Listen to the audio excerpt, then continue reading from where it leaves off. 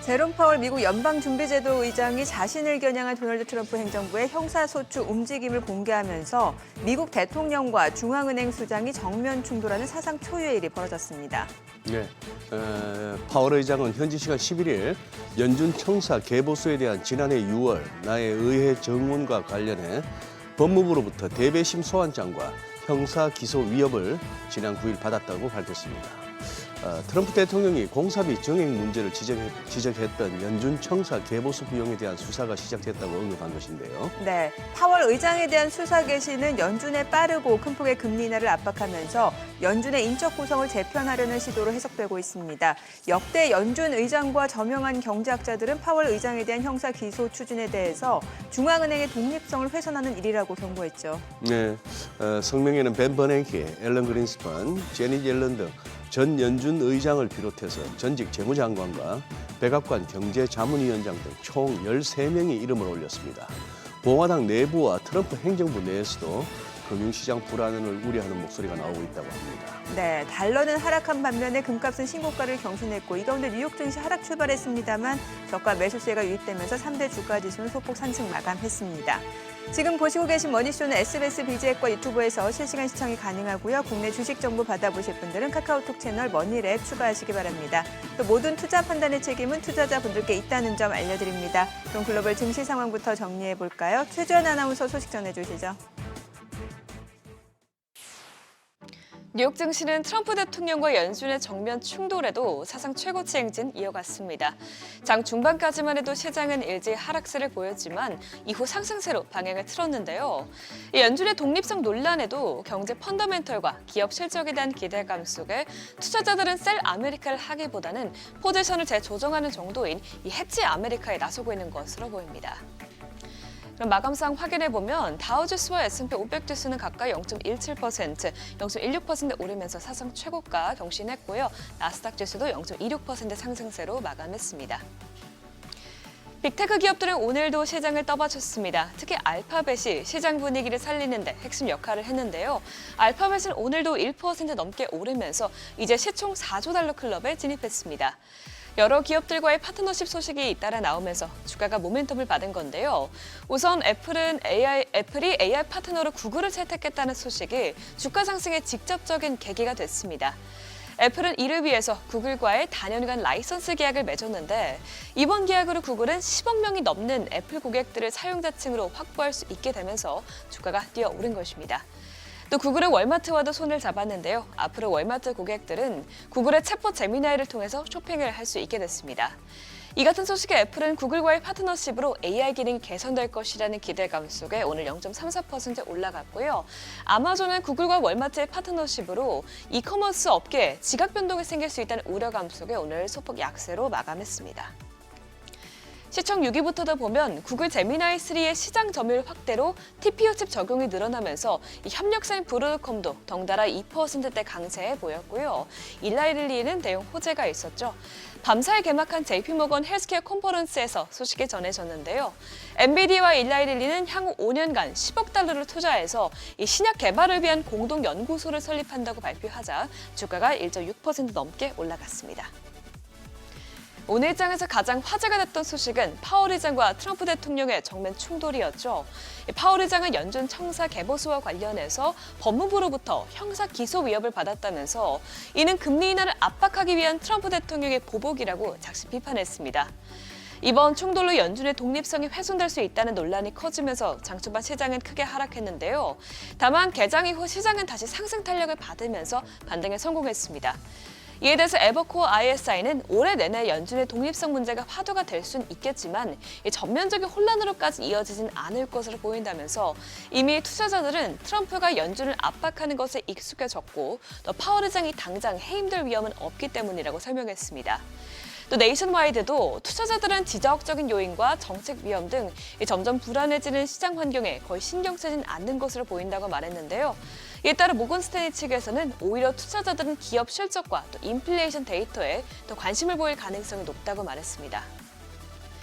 그만큼 오늘 저녁에 나올 CPI 지표가 시장에 더 큰 영향을 미칠 것으로 보이는데 블룸버그에 따르면 근원 CPI 가격은 전년 대비로 2.7%, 전월 대비 0.3% 오르면서 11월에 비해서는 소폭 올랐을 것으로 예상이 되고 있습니다. 다만 이를 인플레이션이 재점화된 것이라고 볼 필요는 없다고 블룸버그 측은 말했는데요. 애나왕 블룸버그 경제분석가는 이번 보고서가 소폭 높게 나오는 것은 11월에 왜곡된 데이터가 정상화되는 과정이라면서 많은 소매업체들이 가격을 대폭 인하했고 관세 전가 효과도 정점에 달한 것으로 보인다고 말했습니다. 이런 기대감이 시장의 반등에 어느 정도 영향을 준 것으로 보입니다. 주식 시장의 불안감은 어느 정도 줄었지만 안전자산으로 쏠림 현상은 오늘 거세게 나타났습니다. 연준의 자율성이 약화될 경우 장기적인 인플레이션 기대치가 높아지게 되면서 이에 대한 해칭으로 금에 대한 수요가 커진 것으로 보이는데요. 금섬으로 오늘 2% 넘게 급등하면서 이제 온스당 4,600달러 위에서 거래가 되고 있고요. 국제유가는 이란과 베네수엘라 등에서 지정학적 갈등이 커지면서 큰 상승세 계속해서 이어가고 있습니다.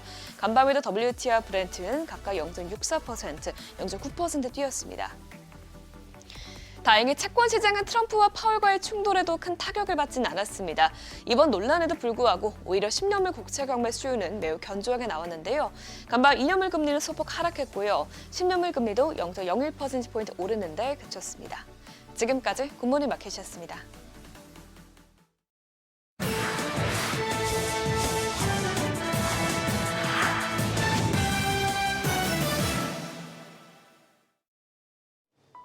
외신이 주목한 주요 이슈들 짚어보겠습니다. 미국과 대만이 무역 협상을 곧 타결할 것이란 보도가 나왔습니다. 이르면 이달 중 발표될 예정으로 미국은 상호 관세를 기존 20%에서 우리와 같은 15%로 낮추고 이에 대만은 글로벌 파운드리 1위 기업 TSMC가 미국 내 투자를 확대하기로 했는데요. 애리조나주에 공장 5개를 증설하기로 약속한 것으로 전해집니다. 미국 내 설비 투자 규모를 현재 예정된 것의 2배로 늘리는 건데 대만의 총 투자 액수와 일정 등 구체적인 사안은 아직 알려지지 않았습니다.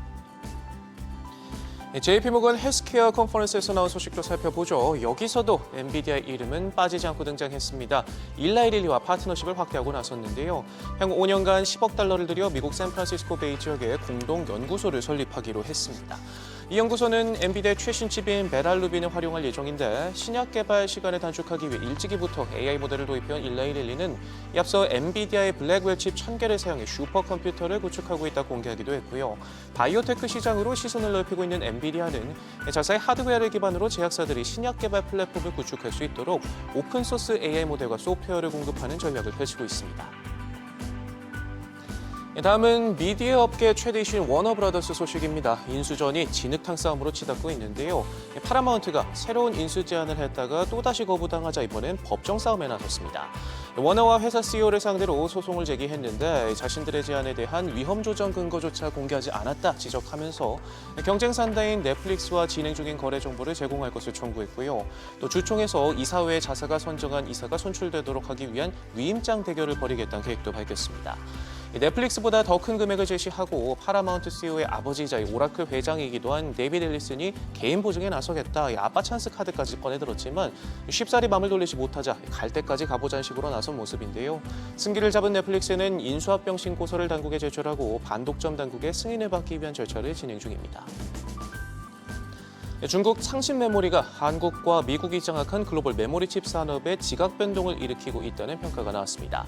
월스트리트저널은 창신 메모리가 최근 투자 여치로 기업 가치를 200억 달러 이상으로 불렸고 올해 중국판 나스닥으로 불리는 커창판에 상장해 40억 달러를 조달할 예정이라면서 이번 IPO가 21세기 들어 반도체 업계에서 손에 꼽히는 규모라고 평했습니다.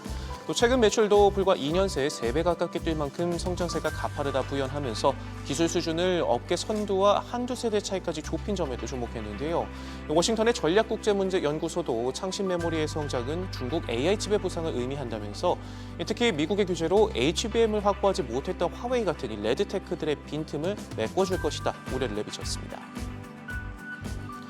뉴욕 증시를 주도해온 빅테크 매그니피센트 세븐의 지배력이 예전만 못하다 균열이 생기고 있다는 블룸버그의 진단도 짚어보죠. M7 지수는 지난 한 해 25%의 상승률을 보이며 S&P 500 지수의 배에 가까웠지만 구글과 엔비디아, 투톱의 약진에 힘입은 결과였고요. 하나씩 떼놓고 보면 대부분은 S&P 500 성장률을 밑돌았습니다. 올해 첫 증시 개장 때도 0.5% 오르는 데 그쳐 한참이나 뒤처진 모습 보였는데 월가에선 올해도 M7의 동반 상승세가 꺾이고 종목별 격차가 더 커질 것이라는 전망이 지배적입니다. 이익 성장세가 둔화하는 데다 그간 쏟아부은 천문학적인 AI 관련 지출이 실제 수익으로 연결될지 두고 시장의 의구심이 커지는 모습입니다. 이번 주 월가 어닝 시즌이 시작됩니다. JP모건을 시작으로 뱅크 오브 아메리카와 시티그룹, 골드만삭스, 모건 스탠리까지 줄줄이 예정돼 있는데 지난 4분기 5대 IB는 전년 동기 대비 13% 늘어난 100억 달러를 벌여댔을 것으로 추산되고요.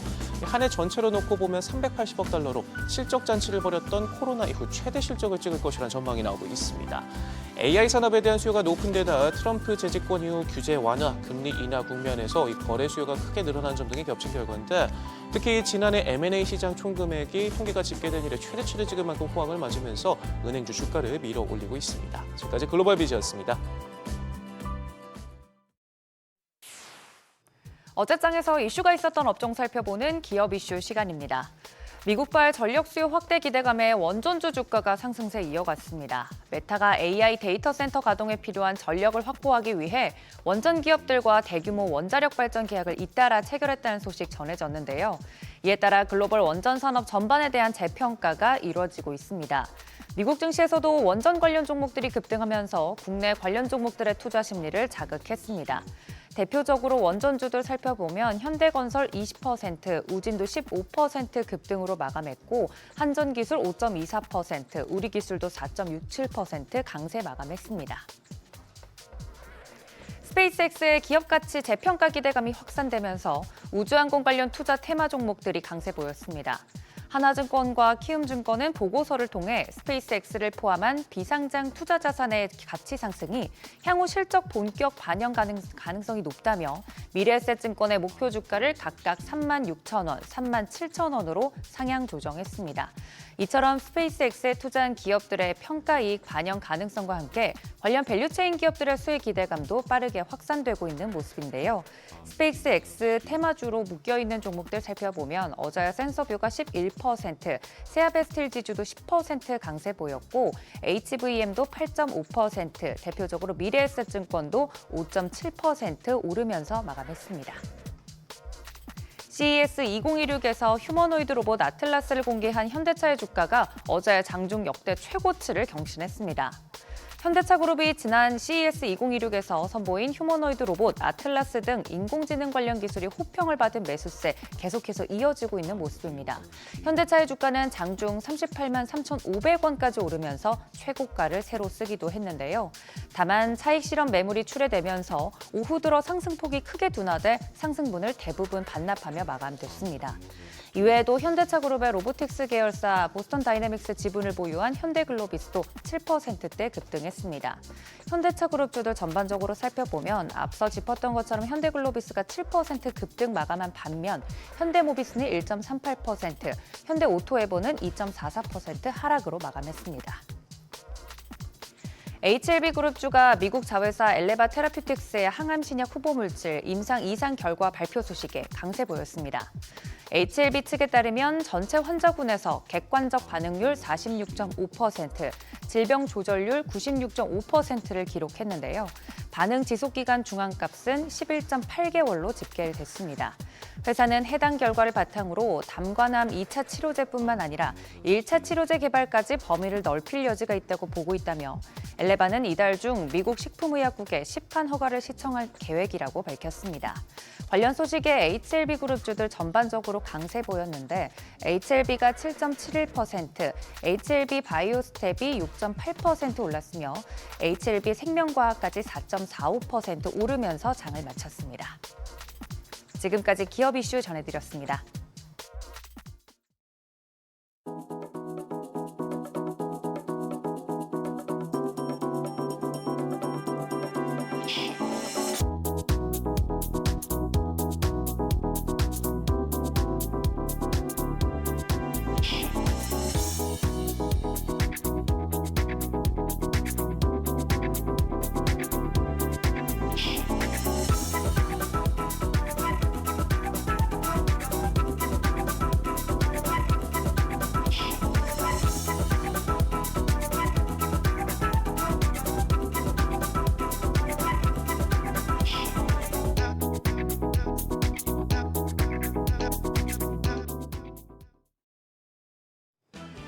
국내 증시가 상승세를 이어가고 있습니다. 코스피는 사상 최고치를 연일 경신하며 어제는 4,600포인트 고지도 넘었습니다. 하지만 순탄치 않았던 4,600이었습니다. 잘 나가던 시장이 오후에 잠깐 하락 전환되면서 변동성이 컸는데요. 트럼프발 변수와 환율 상승 등이 계속해서 시장의 부담 요인이 되겠습니다. 시장 오늘까지 8거래일 연속 상승 랠리를 이어갈 수 있을지 어제장 복귀하면서 오늘장 투자 포인트 체크하시죠. 코스피가 0.8% 올라 4,624포인트, 새해 들어서 7거래일 연속 올랐습니다. 장 초반은 처음으로 4,650선을 돌파하며 사상 최고치도 경신했습니다. 코스닥 역시 0.2% 올라 949선이었습니다. 오후 들어 급하락했던 건 미국발 이슈 때문이었죠.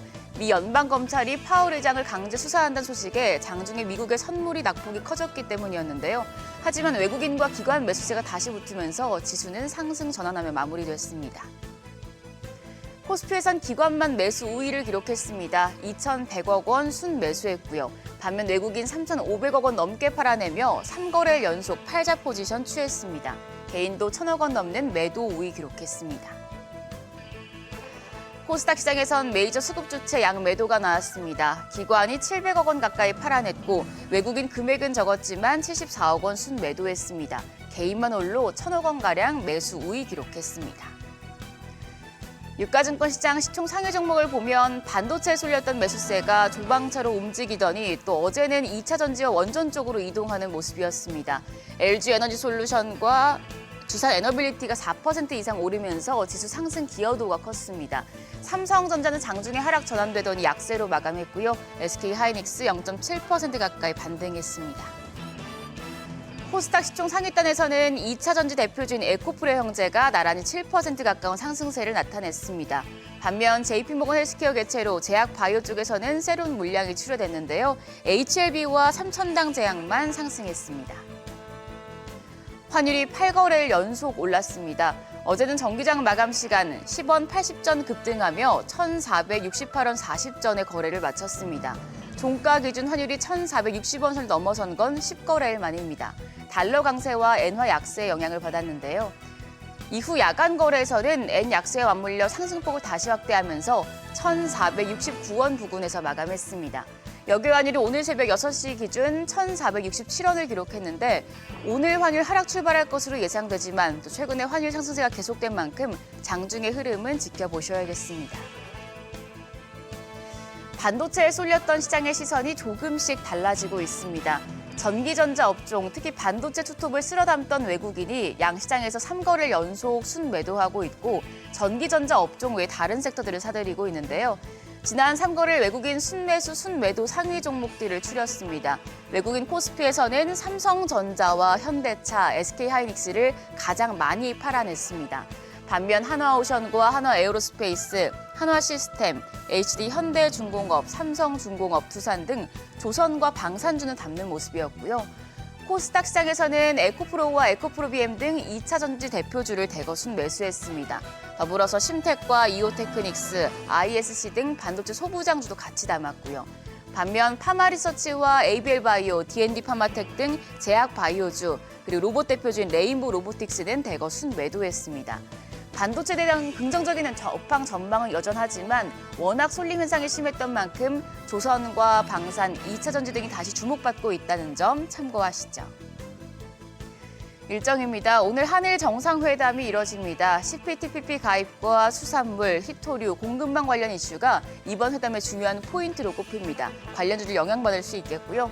또 시장에서 기다리던 미국의 12월 CPI가 밤에 발표됩니다. 이를 앞두고 어느 정도 대기 심리가 생길 수 있겠습니다.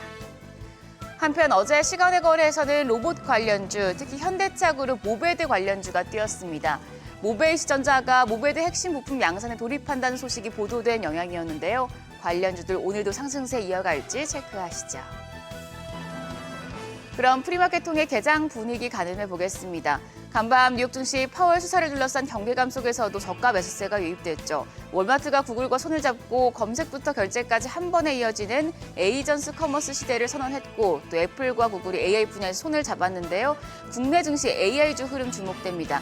일단 유가증권 시장 시총 상위 6위까지 보면 흐름 좋습니다. 모두 상승합니다. 삼성전자가 0.5% 반등하며 13만 9,500원, SK하이닉스가 1.2% 오름세로 75만 8천 원에 거래되고 있습니다.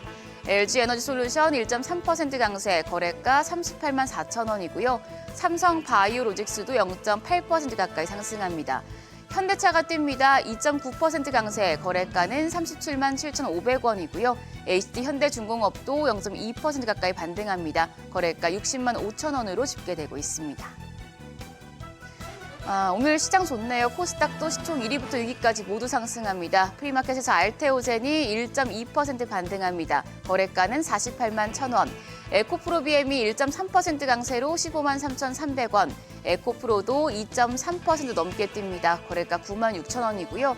에이벨바이오가 보합, 레인보 로보틱스가 1.24% 반등합니다. 44만 9,500원에 거래되고 있고 HLB가 상승세 이어갑니다. 1.8% 오름세, 거래가 5만 5,500원으로 집계되고 있습니다.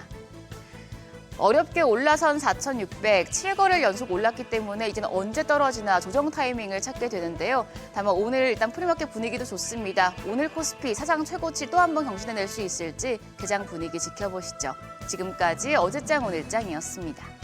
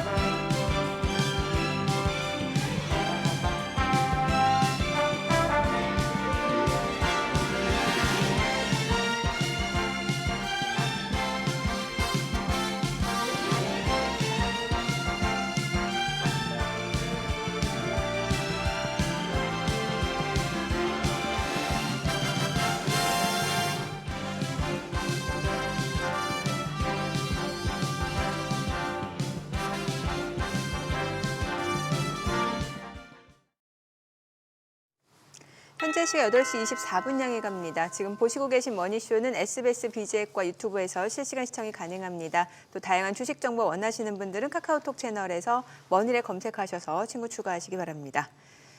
제롬 파월 연준 의장이 참다가 결국에는 일요일 밤에 영상 메시지를 올렸네요.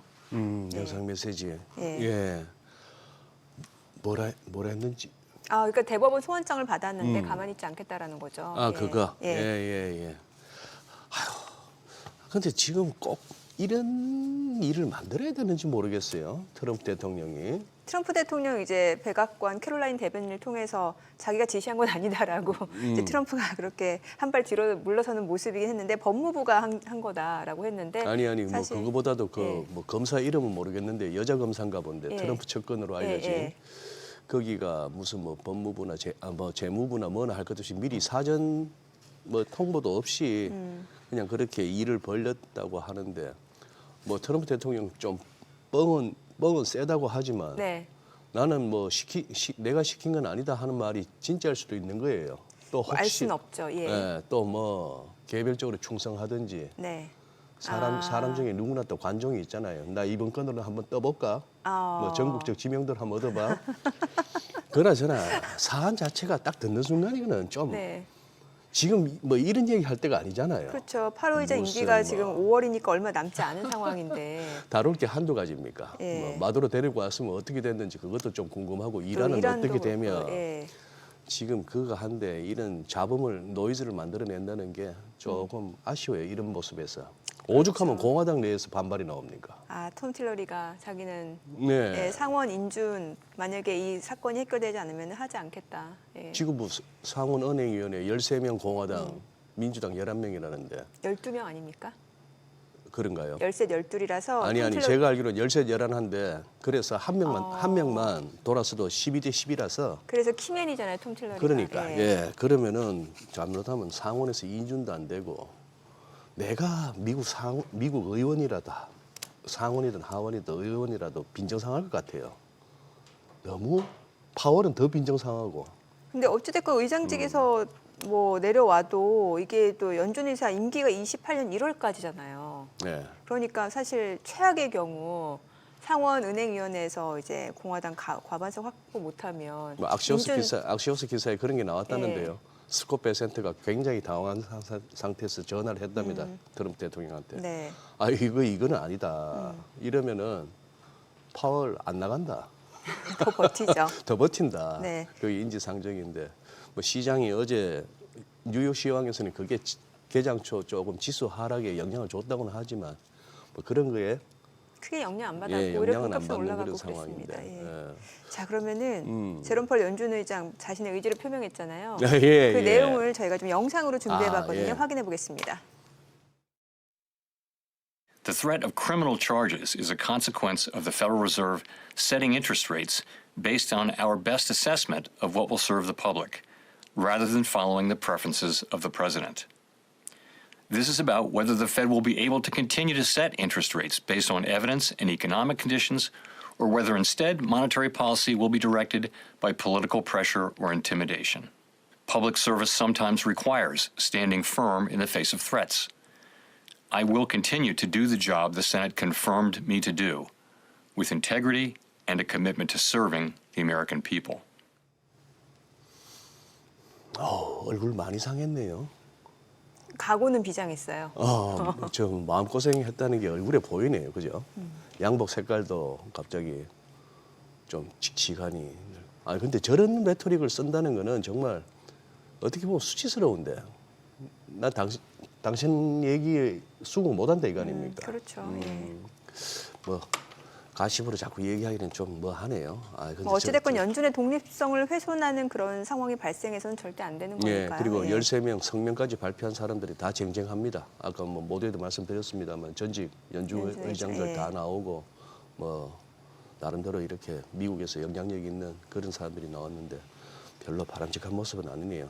저렇게 해서 괜히 저 점수 까먹을 필요는 없는데 가끔씩 보면은 트럼프 대통령 오버해요. 그죠? 왜냐하면 마음이 급하거든요. 마음이 급해서. 요즘 그래서 월가에서 한참 지난해 타코 트레이드 얘기 나왔잖아요. 요즘에 빅맥 트레이드라고 그래서. 빅맥? 빅맥. 그러니까 맥이 미드텀즈와 커밍이에요. 미드텀스 아 커밍. MAC. 그러니까 미드텀즈와 커밍이니까 MAC. 중간 선거가 온다. 네. 그러니까 지금 마음이 급한 거죠. 그러니까 막 포퓰리즘 정책도 내놓고 막 금리 인하도 빨리 해야겠고. 아이고 그렇대요. 그러네요. 네. 그나저나 어쨌거나 뭐 어디나 기업들이 잘해서 다행이네요. 실적들이 좋으니 주가가 안 빠지고 그 전에 이미 뭐 실적도 실적이지만 하도 돈들을 풀어제끼니 뭐가 빠질 생각은 안 해요. 가격이랑 가격이. 그러게요. 지금 뭔가 또 실물 자산으로 이동하는 현상도 나타나고 있는 것 같다고 그렇습니다. 하니까 여러 가지 좀 변화를 짚어봐야 될 것 같습니다. 오늘 함께해 주실 분 모셔보겠습니다. SF플러스 자산운용 액티브 ETF 고태훈 본부장 함께합니다. 어서 오세요. 어서 오세요, 고 본부장님. 지금 소개를 하다 새삼스럽게 액티브 ETF 본부장. 네. 그럼 지금 ETF를 지금 직접 운영하시는 거예요? 예, 저희 회사는 액티브만 운영하는 하우스여서 저는 지금 액티브 ETF만 담당을 하고 있고요. 예, 그렇습니다. 액티브 ETF 주식형 액티브 ETF만 운영하고 있습니다. 그러면 패시브가 아니고 액티브란 얘기는 고객 돈 들어오는 걸 갖다가 그냥 이렇게 지수 비중에 따라서 적당히 배분하는 정도가 아니고 고민이 많으시겠네요. 뭘 그렇죠. 담아야 될지. 네, 그렇죠. 예, 액티브하게 종목을 좀 더 집중해서 가져가는 저희는 좀 또 스타일이어가지고 그 중에서도 좀 더 선택하는 효과가 굉장히 극명하게 많이 드러나는 스타일이라고 보시면 좋을 것 같습니다. 통상 그럴 때 이제 성적표는 그거 아닙니까? 벤치마크를 할 수 있는 S&P 500 지수를 갖다 아웃퍼폼 했느냐, 네. 그거보다 좀 까지느냐. 그렇죠. 어떠세요? 네, 무사히 작년에는 다 아웃퍼폼 하면서 그래요? 결론을 내리긴 했는데요. 예. 올해도 뭐 잘 아웃퍼폼 할 수 있도록 유지를 잘 해야죠. 여기는 그러면 미국 종목만 들어갑니까? 글로벌 주식을 주로 하고 있고요. 글로벌. 국내에도 있는 액티브 ETF 상품이 있고요. 예, 글로벌을 근데 거의 중심으로 하고 있습니다. 저희 AUM의 한 80% 정도는 글로벌 투자를 하는 거여서 미국이 한 60, 70% 되고요. 예. 그럼에도 불구하고 이제 밸런스를 갖추기 위해서 유럽이라든지 일본이라든지 선진 시장도 추가로 더 투자를 하고 있는 상품이라고 보시면 됩니다. 뭐 이거저것 다 떠나서 그냥 뭐 삼성전자, 하이닉스 들어가 있는 반도체 관련 ETF가 지금은 최고 아닙니까? 작년에는 성과가 가장 좋았죠. 작년에는. 네, 예, 맞습니다. 금년도 뭐 금년에 들어와서도 지금까지 반도체 ETF가 가장 좋은 성과를 보여주고 있기 때문에 예. 뭐 그런 부분은 패시브적으로 가신 분들은 당연히 좋은 성과를 거두셨을 거라 생각이 들고 저희는 이제 그 외의 영역에서도 계속 혁신이 일어나니까 그런 영역에서 종목을 선택하려고 노력을 많이 하고 있습니다. 예. 그럼 간밤 뉴욕 증시 상황 좀 짚어볼게요. 최근에 이제 연초 이후에 좀 뭔가 분위기가 달라지고 있는 건가요? 어떻게 보시나요? 연초 이후에 아무래도 가장 반도체에서 강했던 부분은 예. 메모리 반도체 영역이겠죠. 메모리 반도체 쪽에서 실적에 대한 전망도 굉장히 좋았을 뿐만 아니라 쇼티지에 대한 얘기들을 계속 하고 있는 거거든요. 결국 CES에서 이제 엔비디아의 젠슨 황 대표가 나와서 이야기했던 것처럼 앞으로 추론의 시대로 넘어감에 있어서 메모리 반도체의 역할이 점점 더 증가를 하고 있고 그 영역이 이제 D램뿐만 아니라 낸드의 영역까지도 확장되고 있기 때문에 메모리 업체들이 사실은 지금까지 D램은 워낙 좋은 메모리고 비싼 메모리고 업체도 딱 3개밖에 없기 때문에 굉장히 좀 제한적으로 수익을 많이 거둘 수 있는 분야였다면 낸드 같은 경우는 여전히 조금은 경쟁이 그래도 D램보다는 좀 더 있던 영역이었고 그거보다는 좀 더 레거시라고 할 수 있는 영역이었다 보니까 네. 낸드는 그렇게까지 각광받지 못했던 부분들이 CES에서 다시 한번 젠슨왕이 확인해줬던 흐름들이 굉장히 좀 강하게 나타나는 그런 흐름들이 반도체에서 좀 특히 연초에 많이 나타났던 것 같습니다. 아니 근데 엔비디아는 이제 안 끼는 데가 없네요. 저 뭐야 뭐 약방 감초처럼 아니 무슨 JP모건 그 헬스케어 컨퍼런스에서 뭐 일라이 릴리하고 뭘 한다고요? 맞습니다. 예. 뭘 한다는 그러니까 거죠? 신약 개발을 위한 예. 플랫폼을 한다라는 이야기인데요. 사실 예. 신약 개발 플랫폼에 대해서는 엔비디아가 과거부터 계속 얘기해 왔습니다. 뭐 젠슨 황 대표가 AI가 나온 다음에 GPT가 나온 이후에 얘기했던 것도 생명공학을 공부했어야 된다, 생물학을 공부했어야 된다, 뭐 이런 얘기를 했던 것도 지금 가장 남아 있는 것 중에 우리가 인공지능을 통해서 분석하기에 많은 것들이 남아 있는 게 단백질을 분석하는 영역이거든요. 예. 이 프로틴을 분석하는 영역인데 예. 그렇기 때문에 헬스케어 기업들과 해서 만들어낼 수 있는 게 굉장히 많다라는 생각을 하는 거고요. 왜냐하면 이 단백질이라는 게 굉장히 많이 조합되어 있는 형태가 신약인 거고 그 조합된 형태를 만들어내서 새로운 신약을 만들어내는 영역이 앞으로 가야 되는 인공지능의 영역이라고 생각하는 편이라서 예. 그 부분을 굉장히 강조하면서 CES뿐만 아니라 지금 JP모건 헬스케어 컨퍼런스에도 영향을 좀 많이 주고 있는 것 같습니다. 근데 주가가 반응을 안 하네요. 네, 결국엔 사실 엔비디아는 내년 정도까지는 계속 좀 변동성이 있는 구간일 수밖에 없다라고 생각을 하는 게 네. 엔비디아의 전망치가 워낙 좋다 보니까 근데 28년, 27년 이후에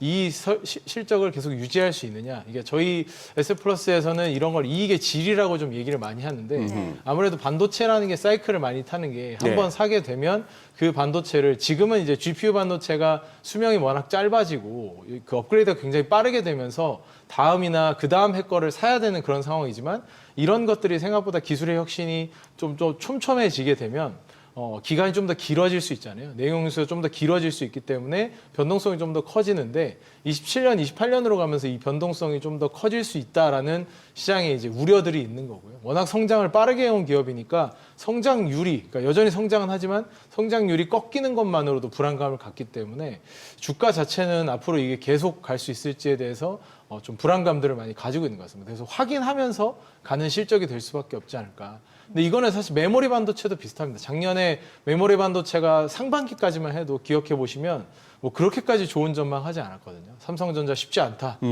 HBM 가지고 이런저런 그랬죠. 얘기들이 예. 많았죠. 근데 결국에는 중반쯤부터 D램 반도체 가격이 다시 상승 흐름을 가다 보니까 이 가격에 따라서 그대로 거의 이제 시장이 반영을 해오면서 점점 더 이제 투자 논리가 그 위에 얹어지는 이제 그런 형태였기 때문에 엔비디아의 GPU도 앞으로 이제 수주가 계속 더 이어질 수 있을까에 대한 의문점을 좀 해소해주는 부분들이 좀 필요한 것 같습니다.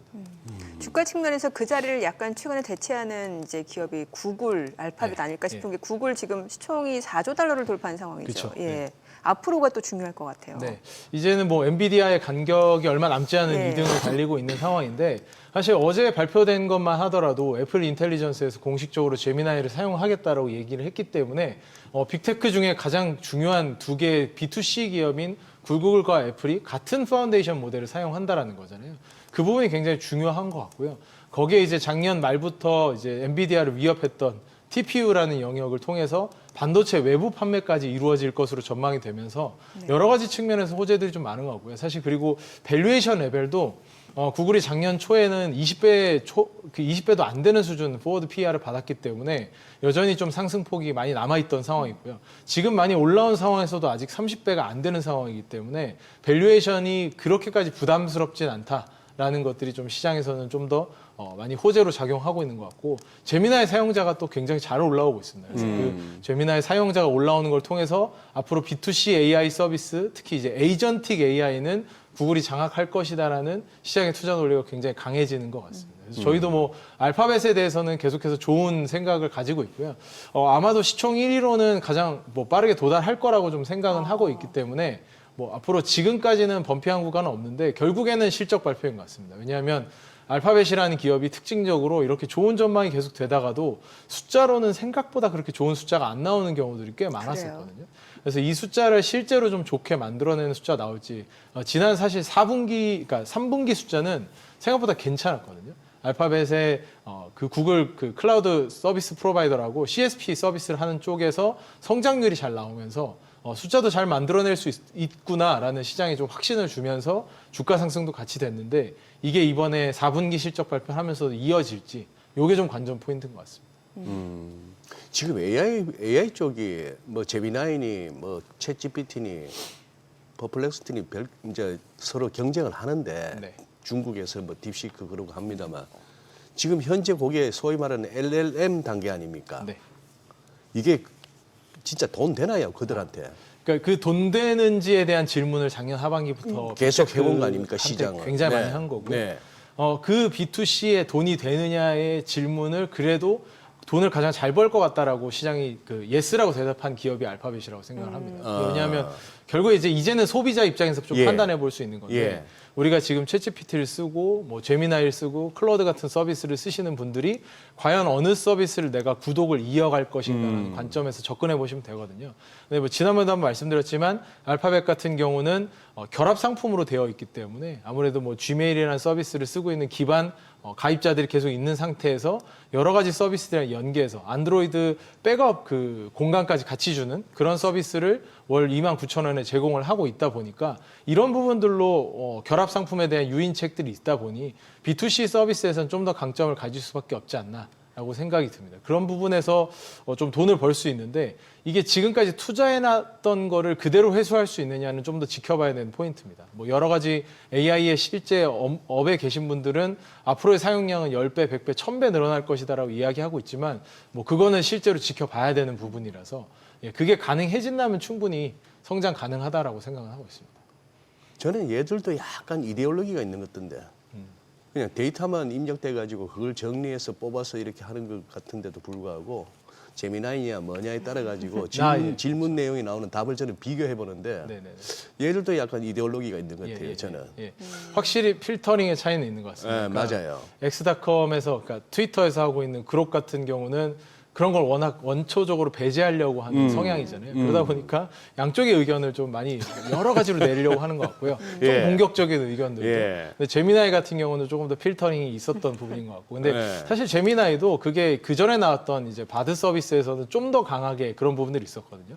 그래서 뭐 전쟁 얘기라든지 뭐 여러 가지 좀 예민한 문제들을 얘기할 때는 대답을 거의 안 했었어요. 글쎄. 근데 이 그런 서비스가 게 효용이 있어요. 없다라는 걸 네, 느끼고 네. 구글도 여기서 탈피해서 제미나이로 넘어오면서는 조금 더 대답을 많이 해주거든요. 그런 부분들에서. 근데 이 부분은 앞으로 교정이 계속 필요한 부분인 것 같긴 합니다. 소장님이 느끼는 이데올로기 어떤 측면이에요? 아니 그런 게 있어요. 보면은 저는 일부러 네, 똑같은 비교. 질문을 예. 한번 해보거든요. 예. 해보면은 그냥 얘들 원리는 다 똑같이 그냥 다양한 모든 그 데이터를 갖다 해서 빨리 찾아서 정리해서 알려주는 그건데, 일부러 얘가 얘기 안 하는구나 싶을 때가 있어요. 뭐 그런 게 있고 뉘앙스 차이가 있어요. 뉘앙스 차이가 있어요. 보면은 그런 게 느껴지더라고. 예. 본부장님은 그럼 올해 시장을 전반적으로 어떻게 보세요? 저희가 이제 많은 분들 모셔가지고 얘기를 나눠보면은 네. 상반기는 좋을 수 있는데 하반기는 약간 조금 네. 약간 조정이 있을 수 있거나 네, 좀 네. 보수적으로 보는 분들이 네. 꽤 있으시거든요. 그러니까 워낙 작년의 시장도 미국 시장에 대해서 우려 많이 했지만 예. 결국에 한 20% 정도 올라오면서 예. 끝났고요. 우리나라 시장은 거의 80%, 뭐 73%죠 공식적으로 네. 코스피가. 그 정도 올라오면서 끝났기 때문에 올해는 과연 계속 괜찮냐라고 예상하기가 굉장히 어려운 상황인 네. 것 같습니다. 근데 맞아요. 공통적으로 상반기에 좋다라고 하는 건 기업의 이익이 올라오기 때문이거든요. 아. 그러니까 올해 우리나라 시장의 EPS 성장 전망치도 예. 40% 정도 상승을 전망하고 있고요. 미국 시장인 S&P 500 같은 경우도 13에서 15% 정도의 EPS 그로스를 전망을 하고 있습니다. 이제 그렇기 때문에 사실 PER이 가만히 있더라도 밸류에이션이 가만히 있더라도 자연스럽게 펀더멘탈로 올라오는 부분이 있다 보니까 어느 정도 시장이 상승할 것이라고 저희는 생각을 하고 있고요. 다만 이게 실적 발표에 따라서 변화는 좀 많을 거라고 생각하는 게 기업별로 차별화가 좀 많이 일어날 수밖에 없다라고 생각을 합니다. 작년에는 우리나라 시장이 전반적으로 전 섹터들이 다 리레이팅이 되면서 다시 올라왔다면 올해 같은 경우는 특히 뭐 1월만 들어와도 반도체와 다른 섹터들은 다르게 움직이고 있는 흐름들이 나타나는 것처럼 산업 선택에 따라서 업종 뭐 종목 선택에 따라서 굉장히 차별화된 장세가 될 거라고 생각은 하는데요. 전반적으로 지수 레벨로 보면 올해도 상승 여력이 충분히 있다라고 네. 생각을 하고 있고요. 아까 이제 서두에도 저희가 이제 제롬 파월 의장에 대해서 이야기했지만 예. 사실 뭐 금리 수준이 높다라는 건 전 세계적으로 공감대가 좀 있기 때문에 네. 미국 금리 수준이 그러면 이게 좀 하향 안정화되는 흐름이라면 밸류에이션 레벨도 가만히 있지는 않을 거잖아요. 그렇다 보면 유동성으로 인한 밸류에이션 레벨의 상승도 가능한 부분은 있기 때문에 근데 이제 그 부분을 배제하고 보더라도 기업 이익의 상승이 충분히 있으니까 올해에도 지수 전망은 그렇게 나쁘게 볼 만한 상황은 아니다. 근데 여러 전문가분들이 하반기에 불안한 거는 결국 이 기업들의 실적이 유지될 것이냐에 대한 관점이라서 이건 저희가 뭐 1분기, 2분기 실적 살펴보면서 계속 트래킹하면 충분히 바라볼 수 있는 전망이 아닐까라고 생각을 하고 있습니다. 우리 고 본부장님은 거시도 살피시니까 지금 어쨌거나 트럼프 대통령도 그렇고 트럼프 대통령이 뭐라 그러면 네 맞습니다 하는 또 케빈 하셋도 그렇고 네. 지금 미국이 어쨌거나 금리가 제일 높다. 주요 선진국 가운데. 그리고 파월이나 연준이 좀 굼뜨다. 뭐 이런 얘기를 하면서 이제 계속 압박을 하는 거고. 네. 그러다 보니 우리 지금 아침에 오프닝에서 계속 얘기했던 저런 조금 민망한 상황이 연출되고 있잖아요. 근데 어떻게 고 본부장 보시기에 지금 미국 금리 수준하고 여러 가지 뭐 성장률이든 지금 금년에 작년에 잘하면 5% 성장 나오겠던데요. 무슨 중국도 아니고. 그런데 이 와중에 뭐 여전히 CPI는 뭐 2%는 아직 멀었고 이 와중에 그러면은 3.75에서 얼마를 더 내려야 된다고 보시는 거며 시장에서 생각하는 적어도 2번 어떻게 가능하다고 보시는지. 뭐 금리 인하에 대해서 네. 먼저 이야기 전에 금리 인하를 제대로 하려면 결국에는 하려면. 물가 상승이 안 일어나야 되는 거잖아요. 그렇죠. 디플레이션이 와야 되는 거고 일종의 뭐 인플레이션이 강한 인플레이션은 아니더라도 안정화는 돼야 되는 네. 흐름인 건데 이 부분에서가 굉장히 중요한 것 같습니다. 근데 저희가 매크로를 그렇게 전망하면서 바라보는 하우스는 아니라서 저희는 좀 대응하는 편인데 네. 대응하는 과정에서 미래 기업 환경이 어떻게 바뀌느냐가 굉장히 중요한데 저희는 이 인공지능의 개입을 굉장히 중요하게 보고 있거든요. 사실 인공지능의 개입을 통해서 생산 요소의 가격이 전반적으로 하락을 하는 거잖아요. 그러니까 피지컬 AI가 들어온다는 것도 예. 초기 투자 비용은 올라갈 수 있지만 이로 인해서 생산성이 올라가면서 전반적으로 생산 단가가 줄어드는 거거든요. 그러니까 지난주에 일론 머스크도 있었던 이제 그 팟캐스트를 통해서 인터뷰했던 내용에서도 보시면 중장기적으로 디플레이션이 올 수밖에 없다라는 얘기를 하거든요. 그렇게 이야기하는 건 결국 생산 단가가 너무나도 떨어질 수밖에 없기 때문에 재료비 수준까지 떨어질 수밖에 없는 여러 가지 기술적인 피지컬 AI의 혁신이 있는 상황이라서 중장기 관점에서 저희는 이제 물가가 하향 안정화된다라고 생각을 하고 있고요. 이제 그런 흐름 속에서는 금리가 이렇게까지 높을 필요는 없다라고 생각을 하는 거고요. 뭐 올해 당장 이게 변화가 일어날 것이냐는 사실 미국의 경제 성장률에 따라서 좀 다르겠지만 작년 연말에 저희가 생각하기에는 돈줄이 마른 것도 결국에 미국의 실질 성장률이 잘 나오는데 돈은 그만큼 안 풀고 있다 보니까 M2 그로스가 그만큼이 안 나오다 보니까 실질적으로 저희가 그 임피리컬에 계산해보고 과거 사례들로 계산해보면 실질 성장률 대비해서 M2 그로스가 그래도 한 1.5배에서 2배 정도는 나와야 되거든요. 근데 M2 그로스가 그만큼 안 나오니까 계속 돈이 마르는 거죠. 네, 그러다 보니까 돈이 부족한 상황들이 발생을 한 건데 적어도 그런 상황은 만들지 않아야 되는데 이제 그 페드가 그 계속해서 그러니까 트럼프가 비판하는 부분에 대해서 어느 정도 공감하는 부분은 네. 그러니까 지금 이렇게까지 드라마틱하게 강하게 압박할 필요는 없지만 네. 인공지능으로 인한 혁신이 굉장히 빠르게 일어나고 있는데 이 부분은 경제 지표에 반영할 만한 것들이 없다 보니까 그러니까 페드 입장에서는 아직 내릴 만한 근거가 그렇게까지 크지 않다라고 얘기하는 거고 정부 입장에서 인공지능 산업 입장에서는 아직 더 내려서 지금은 유동성을 풍부하게 조금 더 만들어야 된다라는 생각에 그 대결이 좀 강한 것 같고요. 저희 공감하는 부분은 인공지능의 혁신인데요.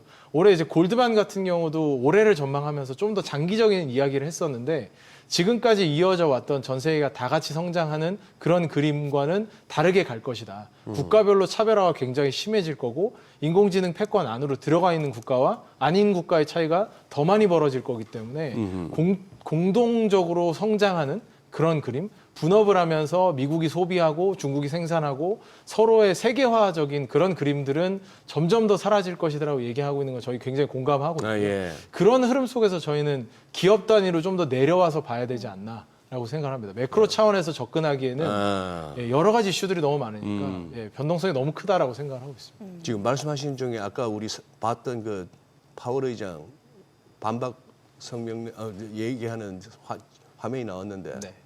그러고 보니 그러네. 아까 우리 실시간 채팅창에 우리 시청자분이 말씀하시던데 안경 벗었네요. 저거는 안경 벗으면 이건 끝까지 한번 해보자는 얘기인데. 원래 안경이 약간 콧잔등에 걸쳐야 되는데. 이 보면 뭐 이렇게 라이방 끼고 있다가도 이렇게 왜 한판 붙기 전에 이렇게 벗잖아요. 안경 끼다가 안경 끼다 벗으면 이건 한번 하자는 얘기거든. 끝까지 한번 가보자는 얘기인데. 아유. 소장님하고 헤어 컬러 싱크율이 100%입니다. 헤어 컬러 싱크율. 네. 에이, 흰머리. 그래요. 아니 그래서 그러면 투자자 입장에서는 결과적으로 지금 시장에 형성되어 있는 대체적인 분위기 자체는 뭔가 이제 기업의 생산성이 좋아지니까 인플레이션 압력은 낮아지고 이제 연준은 이제 고용 지표를 볼 거다. 그럼 결국에는 시기의 문제고 금리 인하는 조금 더 이루어질 수밖에 없는 상황이고. 네. 자 그래서 이제 종목에 집중을 할 필요가 있는 거고. 네네네. 자, 그런 측면에서 최근에 나온 얘기들이 이제 매그니피센트 세븐 이 종목에 대해서 갖고 있으신 분들은 뭐 팔 필요는 없지만 추가로 더 매수할 필요도 없고 그 외에 다른 쪽을 더 봐야 된다라는 인식들이 꽤 커지고 있는 것 같거든요. 네. 어떻게 보세요? 먼저 이제 M7의 얘기로 네. 들어가 보자면 M7 내에서의 차별화가 굉장히 심하다고 생각을 하거든요. 그러니까 작년에 수익률도 돌아보면 M7 내에서도 차별화가 굉장히 극명하게 이루어졌고요. 네. 하반기만 단적으로 보더라도 뭐 3분기 실적이 발표되고 난 이후에 알파벳의 흐름과 메타의 흐름이 굉장히 차별화됐던 맞아요. 그런 모습들을 보셨잖아요. 예. 그러니까 이 M7이라는 기업들이 망할 기업은 사실 없죠. 근데 그 M7이라는 하나하나가 거의 국가 단위로 커져 있기 때문에 이 기업들 하나하나의 움직임들이 다 다르게 움직이는 거라서 네. M7을 종합적으로 투자해 놓는 것도 물론 좋을 수 있지만 M7을 종합적으로 투자해 놓는 것보다 그 안에서 액티브하게 선택하는 과정이 좀 필요하다라고 생각을 하는 거고요. 이를테면 지금 뭐 알파벳과 애플이 둘 다 B2C AI 서비스를 하려고 하지만 결국 파운데이션 모델이 알파벳 거를 쓰는 제미나이를 쓰는 거라면 애플보다는 알파벳의 가능성이 좀 더 높으니까 비중을 좀 더 알파벳 쪽으로 가져간다라든지 M7 내에서의 선택 과정이 좀 많이 필요한 게 올해부터 이어지는 흐름일 거라고 생각을 네. 많이 하고 있고요. 예. M7에서 탈락할 가능성도 충분히 여러 기업들이 있겠지만 뭐 테슬라 같은 경우는 올해 자율주행을 본격적으로 도입을 하면서 로보택시 비즈니스가 좀 더 강화되면 좀 더 강한 M7 내에서의 역할을 가져갈 수도 있기 때문에 이런 이제 그들 간의 다이나믹도 좀 많이 봐야 되는 국면이 될 거라고 생각을 하고 올해 저희는 좀 중요하게 생각하고 있는 바는 스페이스X 상장이거든요. 그러니까 사실 당장의 이슈는 아니니까 뭐 오늘의 장이나 당장 뭐 상반기 동안의 주요 이슈는 아닐 수도 있겠지만 작년 12월에 상장 이야기가 나오면서 굉장히 영향을 많이 줬는데 이게 이제 올해 하반기에 상장이 예정되어 있습니다. 근데 예정돼 있다. 예정돼 있습니다. 예. 어허. 그래서 이 스페이스X의 상장이 가져오는 변화의 흐름들을 미리 좀 공부할 수 있을 만한 되게 좋은 네. 어떻게 보면 반기가 제공된 거기 때문에 이 반기의 시간 동안 이 우주 산업에 대해서 어떻게 좀 생각을 가져가야 될지 투자 포인트를 가져가야 될지 공부하시면 굉장히 좋은 시간들이지 않을까라고 생각을 하고 있습니다. 그 스페이스X 상장과 관련해서 왜 한참 그 전에 이런 얘기도 있었잖아요. 오히려 지주사 홀딩스 개념이 하나 설립이 되고 이제 테슬라하고 스페이스X하고 역합병 이런 얘기도 있었는데 그건 이제 다 쏙 들어간 거예요. 네네네. 사실 완전. 스페이스X의 사이즈 자체가 굉장히 커지다 네. 보니까 그런 부분들이 들어간 건데요. 스페이스X가 사실 상장할 이유가 전혀 없었던 회사긴 합니다. 그 안에 왜요? 스타링크라는 회사가 이미 네. 돈을 잘 벌고 있고 네.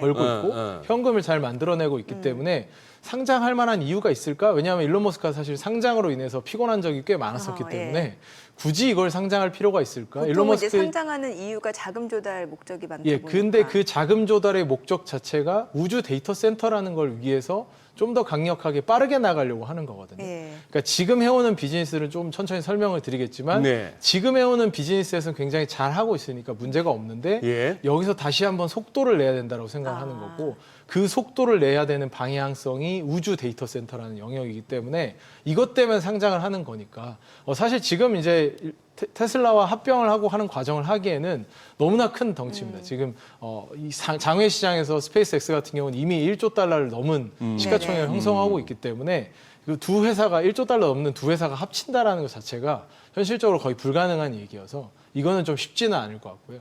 두 개의 독립된 회사지만 일론 머스크와 연계된 회사로 보시면 될 것 같습니다. 네.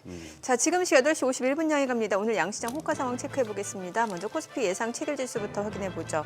오늘 0.8% 상승 예상되고요. 4,662로 집계가 되고 있습니다. 코스닥 약보합 출발 예상되고 있습니다. 948이죠. 시가총액 상위 종목 예상가 보겠습니다. 삼성전자 오늘 2% 상승 예상됩니다. 지금 호가 분위기 굉장히 좋아요. 142,100원이고 SK하이닉스는 지금 0.5%가량 소폭 내림세가 예상됩니다. 호가는 745,000원. LG에너지솔루션, 삼성바이오로직스 모두 1%대 상승 예상되고요. 각각 호가는 384,000원, 188만 원으로 나타나고 있습니다. 삼성전자 우선주 예상 체결가 104,000원이고요. 현대차입니다. 오늘 3% 강세가 예상되고 있습니다. 지금 호가는 379,500원. HD현대 중공업, 두산 에너빌리티 호가에서는 보합권으로 나타나고 있고 한화 에어로스페이스 예상 체결가 121만 8천 원으로 0.5% 상승 예상됩니다. SK스퀘어가 42만 1,500원, 1.4% 하락 출발 예상되고 있고요. 코스닥 시가총액 상위 종목 예상가 보도록 하겠습니다. 알테오젠 소폭 상승 예상되고 있습니다. 호가는 47만 6,500원, 에코프로비엠, 에코프로 모두 상승 출발 예상됩니다. 각각 예상 체결가 15만 2,100원, 9만 5,700원이고요. ABL바이오는 20만 1,000원으로 집계가 됩니다. 레인보로보틱스 예상 체결가 44만 9,500원이고 리가캠바이오는 강보합 출발 예상되고 있습니다. 호가는 17만 7,400원. HLB 0.9% 상승 예상되고 있고요. 코롱티슈진, 삼천당제약, 펩트론 오늘 모두 상승 출발 예상되고 있는 호가 상황이네요. 자, 이제 개장까지 한 7분가량 남았습니다. 자, 오늘은 뭐 지금 보니까 호가에서 뭐 일부 비철금속 관련주라든지 아니면 현대차 그룹주들 좀 상승 출발 예상되고 있는 모습이고 네. 사실 어제 오후 들어서 시장 흐름이 좀 약했었잖아요. 예. 예. 그래서 좀 오전에 만약에 좀 들어가셨던 분들은 또 약간 좀 기다리는 상황이 될 수도 있을 것 같고 그래요, 지금 상황이. 오늘도 어떨지는 좀 쉽지가 않네요, 예측이. 글쎄 뭐 요즘 많은 전문가분들이 이제 업종별로 종목별로 뭐 선택과 집중 뭐 이런 말씀도 하시고 그렇게 하는데 네. 저는 그거 로테이션 못 따라 순환매 못 따라가겠어요 저는. 엄청 발빠르죠. 그러니까. 예, 예. 어제 현대건설 뛰는 거 보세요. 네, 맞아요. 예. 그런 식으로 헐헐 날아다니는 데니 요즘은 그냥 뭐 다들 그러잖아요. 이놈이 빠지면 저놈이 오르고 얘가 팔면 제가 사고 해가지고 지수는 무조건 간다. 이 믿음이 너무 확고해가지고 약간 두더지 게임 하는 느낌. 두더지 게임 하는 와중에 아니 아까 좀 전에 화면에 4666.66이 나와갖고 또 웃기네. 지난주 월요일날 오후에 머니쇼 플러스에서 네. 정민행 그거 찍어줬던 그 4444.44포인트. 네, 하필 딱 그게 보여가지고 캡처했었어요. 그게 지금 2주 만에 4666.66까지 왔으니까. 예.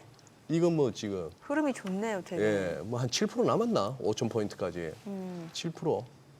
야, 이거 1월 가기 전에도 찍겠다는 얘기니까 엄청난 거네요. 그죠? 소장님이 개인적으로 보시기엔 어때요, 오늘? 어? 소장님의 뷰. 뷰. 제가 왜 여쭤보는지 아시잖아요. 예. 왜 여쭤보시는지? 네. 소장님의 뷰. 뷰. 네. 오전, 오후. 그래요. 뭐 원하시는 대답을 해드릴게. 네. 그동안에 지수가 뭐 쉼없이 달려왔기 때문에 어느 네. 정도 피로감을 느끼면서 뭐 다소 약보합으로 뭐 내지는 오후에 갑자기 쿵 또 이렇게 뭐 매물이 나올 수도 있지 않을까 생각합니다. 됐죠? 제가 듣고 만족한 대답이죠. 예, 제가 듣고 싶은 답이었어요. 오케이. 네, 자, 어. 그래서 아니, 사람 바보로 본부장님 만들어. 보시기에는 어때요? 아, 예, 국내 시장이요? 네. 네. 뭐 국내 시장 같은 경우는 아까 말씀하신 것처럼 뭐 저희가 말씀드리는 선택과 집중이 좀 필요하다라는 네. 거는 지금 이제 순환매가 돌고 있는 여러 업종을 다 따라다니면서 사자 이런 거라기보다 네. 각 업종들이 올라올 만한 이유들이 있는 거니까 그 네. 올라올 만한 이유들을 가진 1등 기업들을 잘 포진해 놓으시면 좋을 것 같다라는 말씀을 좀 드리고 싶고 국내 시장 같은 경우는 뭐 부정적일 만한 흐름은 딱히 보이지는 않기 때문에 근데 이제 실적 발표가 본격적으로 있으니까 너무 지금 모든 긍정적인 사안을 미리 땡겨 놓으실 필요는 없다고 생각합니다. 저희도 실적 발표 이전에는 보통 주식형 펀드들이 95%, 96% 이렇게 주식을 다 채워놨다가 예. 저희 같은 경우도 이런 시기에는 한 90% 초반 정도까지 현금 확보를 좀 해놓으면서 각 기업별로 다시 한번 실적 점검하면서 가져갈 만한 기업들, 줄여야 될 만한 기업들을 조정을 하니까 이제 그런 부분들을 좀 반영하시려고 좀 침착하게 기다리시면 좋지 않을까. 전자 숫자는 나왔지만 실제로 실적 발표를 통해서 컨퍼런스 콜에서 통해서 자세한 얘기들은 다음 주, 그 다음 주부터 이어지거든요. 예, 그러니까 그걸 좀 급하게 기다리시면 대응하지 좋을 것 말라는 거예요. 예, 급하게 너무 뭐 지금 다 사야 된다, 지금 다 팔아야 된다 이런 관점을 가질 필요가 없는 게 펀더멘탈한 지표는 3개월에 한 번 정도씩 나오는 거다 보니까 네네. 그거에 좀 더 기다리시면서 집중하시면 좋을 것 같아요. 요즘 저 주식 관련한 저 유튜브 썸네일에 제일 많이 보이는 표현이에요. 급하게 팔지 말라. 맞아요. 예, 그 시장 분위기인데. 아니 근데 아까 그 얘기 조금만 더 여쭤보고 싶어요. 스페이스X. 네, 네. 스타링크에서 그러면 충분히 수익이 나고 네. 현금 흐름도 좋다는 얘기죠. 네. 그러니까 이 부분을 좀 빠르게 말씀을 드리면 사실 일론 머스크가 스페이스X라는 회사를 먼저 시작을 했거든요. 테슬라보다. 테슬라보다. 예, 페이팔을 매각하고 바로 스페이스X라는 걸 시작을 한 거고 우주로 가기 위한 꿈을 그렸던 건데 스페이스X가 지금 이렇게 현금 흐름을 만들어내면서 잘 성장하고 있는 이유가 첫 번째로는 재사용 로켓이라는 걸 만들었기 때문이거든요. 그러니까 지금까지 로켓은 그냥 우주로 한번 띄워보내면 글쎄. 그냥 일회용 컵 쓰듯이 쓰고 그냥 버리는 거예요. 맞았어요. 네. 예, 근데 그랬죠. 이제는 다시 돌아와서 예. 뭐 작년에도 보여줬던 것처럼 메카질라라는 게 젓가락으로 이렇게 잡아가지고 글쎄요. 예, 그 예, 재사용 로켓을 바로 환상적이었어요. 띄우는 네. 그런 형태잖아요. 그게 이제 비용으로 보면 원래는 1kg의 무게를 우주로 보내기 위해서 비용이 대략 한 2만에서 3만 달러 정도가 들어갔었는데 재사용 로켓을 사용하면서 10분의 1 수준으로 이 가격이 줄어들었고요. 그게 한 2,000달러 수준이거든요. 현재 스페이스X가.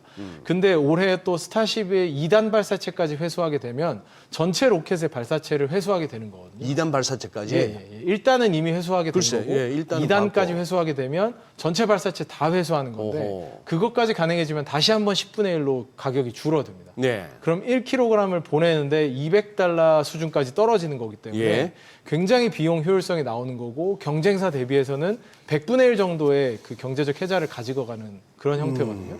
근데 여기서 이제 스타링크라는 거는 위성을 굉장히 많이 띄워서 전 세계에 띄워놓은 위성을 전 세계 지구를 다 커버를 함으로써 인터넷을 위성 인터넷 인프라를 사용하는 거거든요. 네. 그러려고 하다 보면 저 멀리 있는 GPS 위성 같은 경우는 지구 어디에 있든지 사실은 조그마한 신호 정도는 전달할 수 있지만 우리가 지금 쓰고 있는 인터넷 서비스 정도의 속도는 제공을 못합니다.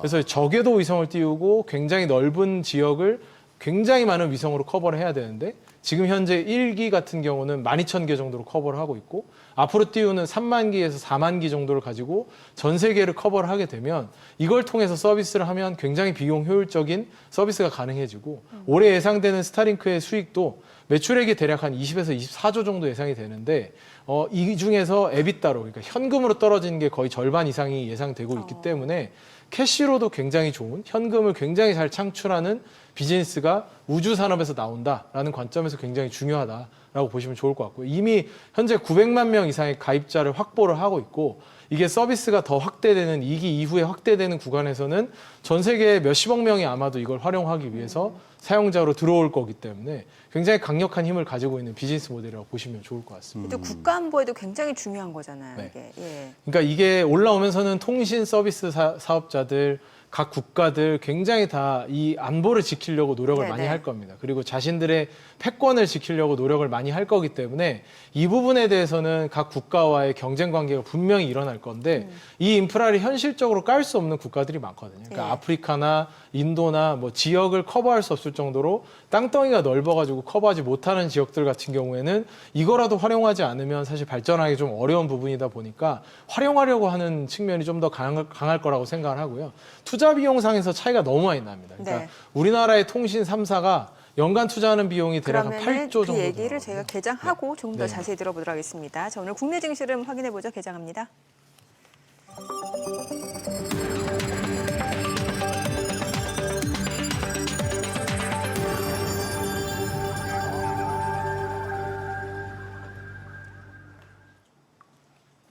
(1월 13일) 화요일 국내 증시 개장했습니다. 간밤 뉴욕 증시 이제 뭐 여러 가지 좀 이벤트가 많은 상황이에요. 연준의 독립성 훼손 우려가 있다라는 소식에도 불구하고 일단 S&P 500, 다우는 또다시 사상 최고치를 기록한 모습이었습니다. 전반적으로 좀 대기 매수세가 좀 상당히 많은 것으로 좀 파악이 되고 있는 상황이고 오늘 국내 증시도 호가 분위기는 굉장히 좋았던 것 같습니다. 현대차 그룹주들.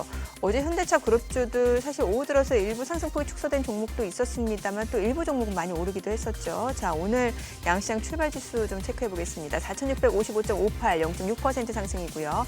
코스닥은 953으로 0.4% 올라갑니다. 시가총액 상위 종목 시초가 보겠습니다. 삼성전자가 0.7% 올라갑니다. 13만 9,700원. 그리고 SK하이닉스는 보합이네요. 74만 9,000원. LG에너지솔루션 소폭 올라갑니다. 38만 원이고 삼성바이오로직스가 1.5% 상승합니다. 188만 7천 원. 삼성전자 우선주도 소폭 오름세고요. 현대차입니다. 오늘 4% 이상 올라갑니다. 최근에 보면은 뭐 1월 8일을 제외하고는 연일 좀 강세 흐름을 이어가고 있는데 38만 4천 원까지 올라옵니다. HD현대중공업이 1% 상승합니다. 61만 원이고요. 하나 에어로스페이스도 1% 올라갑니다. 122만 4천 원. SK스퀘어도 지금 0.3% 상승세고 두산 에너빌리티는 좀 떨어집니다. 8만 7,500원. 코스닥 시가총액 상위 종목 시초가도 보겠습니다. 알테오제인이 보합권이네요. 지금 47만 6천 원. 그리고 에코프로비엠 소폭 내림세입니다. 15만 1,400원이고 에코프로가 강보합권으로 9만 3,900원. ABL바이오가 1.5% 떨어집니다. 19만 9천 원이고요. 레인보우 로보틱스는 44만 9,500원으로 1.2% 올라갑니다. 리가캠바이오가 17만 6,300원, 0.5% 내림세고 HLB가 1.4% 떨어집니다. 코롱티슈지는 2% 상승합니다. 7만 4,500원. 삼천당제약, 펩트론은 각각 삼천당제약은 지금 보합권이고 펩트론이 25만 2,500원으로 0.5% 하락 흐름 이어지고 있습니다. 오늘 시장에서 특징을 보여주고 있는 섹터 종목들 체크를 해보도록 하겠습니다. 자, 오늘 장에서는 뭐 지금 자동차 쪽 보셨고 지금 현대차뿐만 아니라 이제 현대차 관련 뭐 부품주도 흐름 좋습니다. 현대모비스가 지금 4% 올라갑니다. 40만 9,500원. HL 만도도 2.8% 상승합니다. 57,800원이고 현대위아도 0.8% 올라가고요. 현대오토에보도 지금 7.9% 상승합니다. 49만 6,500원. HL 만두도 올라가고 모티브링크도 상승세고요. 자, 그 밖에는 이제 한우시스템이 3.8% 올라갑니다. SL도 1% 상승 흐름 보여주고 있는 모습이고요. 자, 그리고 자동차뿐만 아니라 전선 쪽도 흐름이 좋습니다. 대한전선이 3% 올라갑니다. 27,700원. 그리고 가운전선도 3% 상승 93,400원. 대원전선도 1.6% 상승 중이고 LS마린솔루션도 0.5% 상승 흐름 보여주고 있습니다. 일진전기도 0.3% 상승 흐름 보여주고 있습니다. 상승폭 자체 아직까지는 그렇게 크지 않은 상황이고 오늘 HBM 쪽도 흐름 좋습니다. PSK홀딩스가 3.4% 상승합니다. 51,700원. STI도 1.9% 올라가고요. 한미반도체도 2% 상승합니다. 17만 1,100원 선이고 HPSP 고영도 상승 흐름 보여주고 있고요. 오로스테크놀로지도 소폭 오름세입니다. IMT가 1.7% 상승세고요. 제우스, DIT도 테크윈까지도 모두 1% 상승 흐름 보여주고 있습니다. 지금 뭐 DI가 8% 강세네요.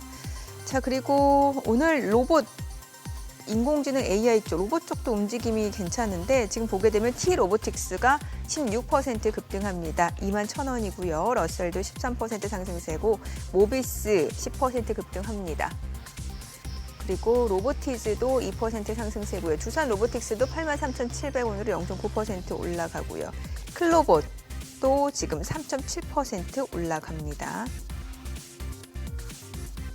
의료 AI 쪽 움직임 좋네요. 아무래도 뉴욕 증시 쪽에서 템퍼스 AI 같은 종목들이 또 강세를 나타냈거든요. 오늘 보게 되면은 온코크로스, 셀루메드, 신테카바이오 다 4% 안팎으로 움직임 이어지고 있고 지금 뷰노, 루니 또 1%대 상승 흐름 보여주고 있고요. 셀바셀스케어도 1.8% 올라갑니다. 수급성 체크하겠습니다. 오늘 유가증권 시장에서는 개인 투자자가 1,655억 원 순매수고요. 기관도 293억 원 매수 우위, 외국인은 1,939억 원 매도 우위입니다. 코스닥에서 개인은 762억 원 순매수, 외국인과 기관은 각각 551억 원, 205억 원 매도 우위를 나타내고 있습니다. 환율 체크하겠습니다. 달러 인덱스 좀 떨어진 상황인데 오늘 달러 환율은 10전 상승한 1,468원 50전에 개장이 됐습니다. 오늘 시장 종목별로 움직임이 보니까 일부 종목 쏠림 현상이 여전히 있습니다. 지금 현대차 그룹주들 힘이 굉장히 좋아요. 네. 건설 어때요? 어제 지금 현대건설 같은 경우는 3%대 하락이고. 하기야 어제 예. 그만큼 올랐으니 또 예. 야 그러네요. 하나그룹주는 한화. 예. 한화 에어로스페이스는 보합권 정도고요. 그렇고. 네. 2차 전지. 궁금해요. 제가 툭툭툭 나와야 되는 거죠. 예. 2차 전지도 흐름이 그렇게 큰 폭으로 나타나진 않습니다. 그냥 보합권 정도 움직임이고. 저야 방꿀이지만 정밀 앵커는 AI잖아. 저요? 모르는 게 없고 아니에요. 그냥 인간이에요.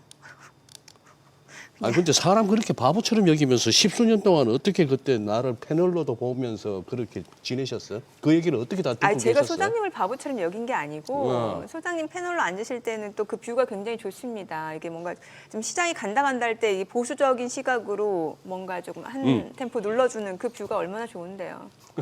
그래요? 네, 그냥 진심으로 받아들일게요. 진심입니다. 저 없는 말은 못해서요. 네.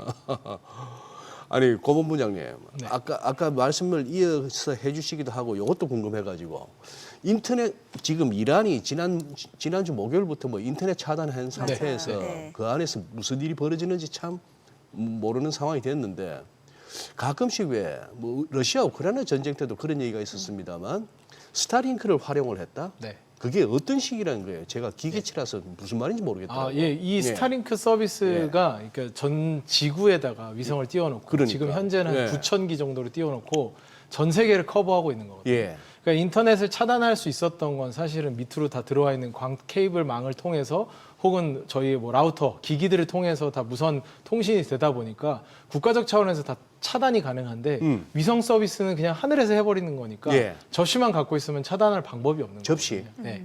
그러니까 이거를 위성 신호를 수신할 수 있는 접시만 갖고 있으면 예전에 스카이라이프 생각하시면 됩니다. 그 집마다 그 지붕에 그렇죠. 예, 근데 접시 하나씩 그거는 달려있다. 굉장히 위성이 고도가 높은 데 떠 있다 보니까 통신 속도가 많이 나오지 않는데요.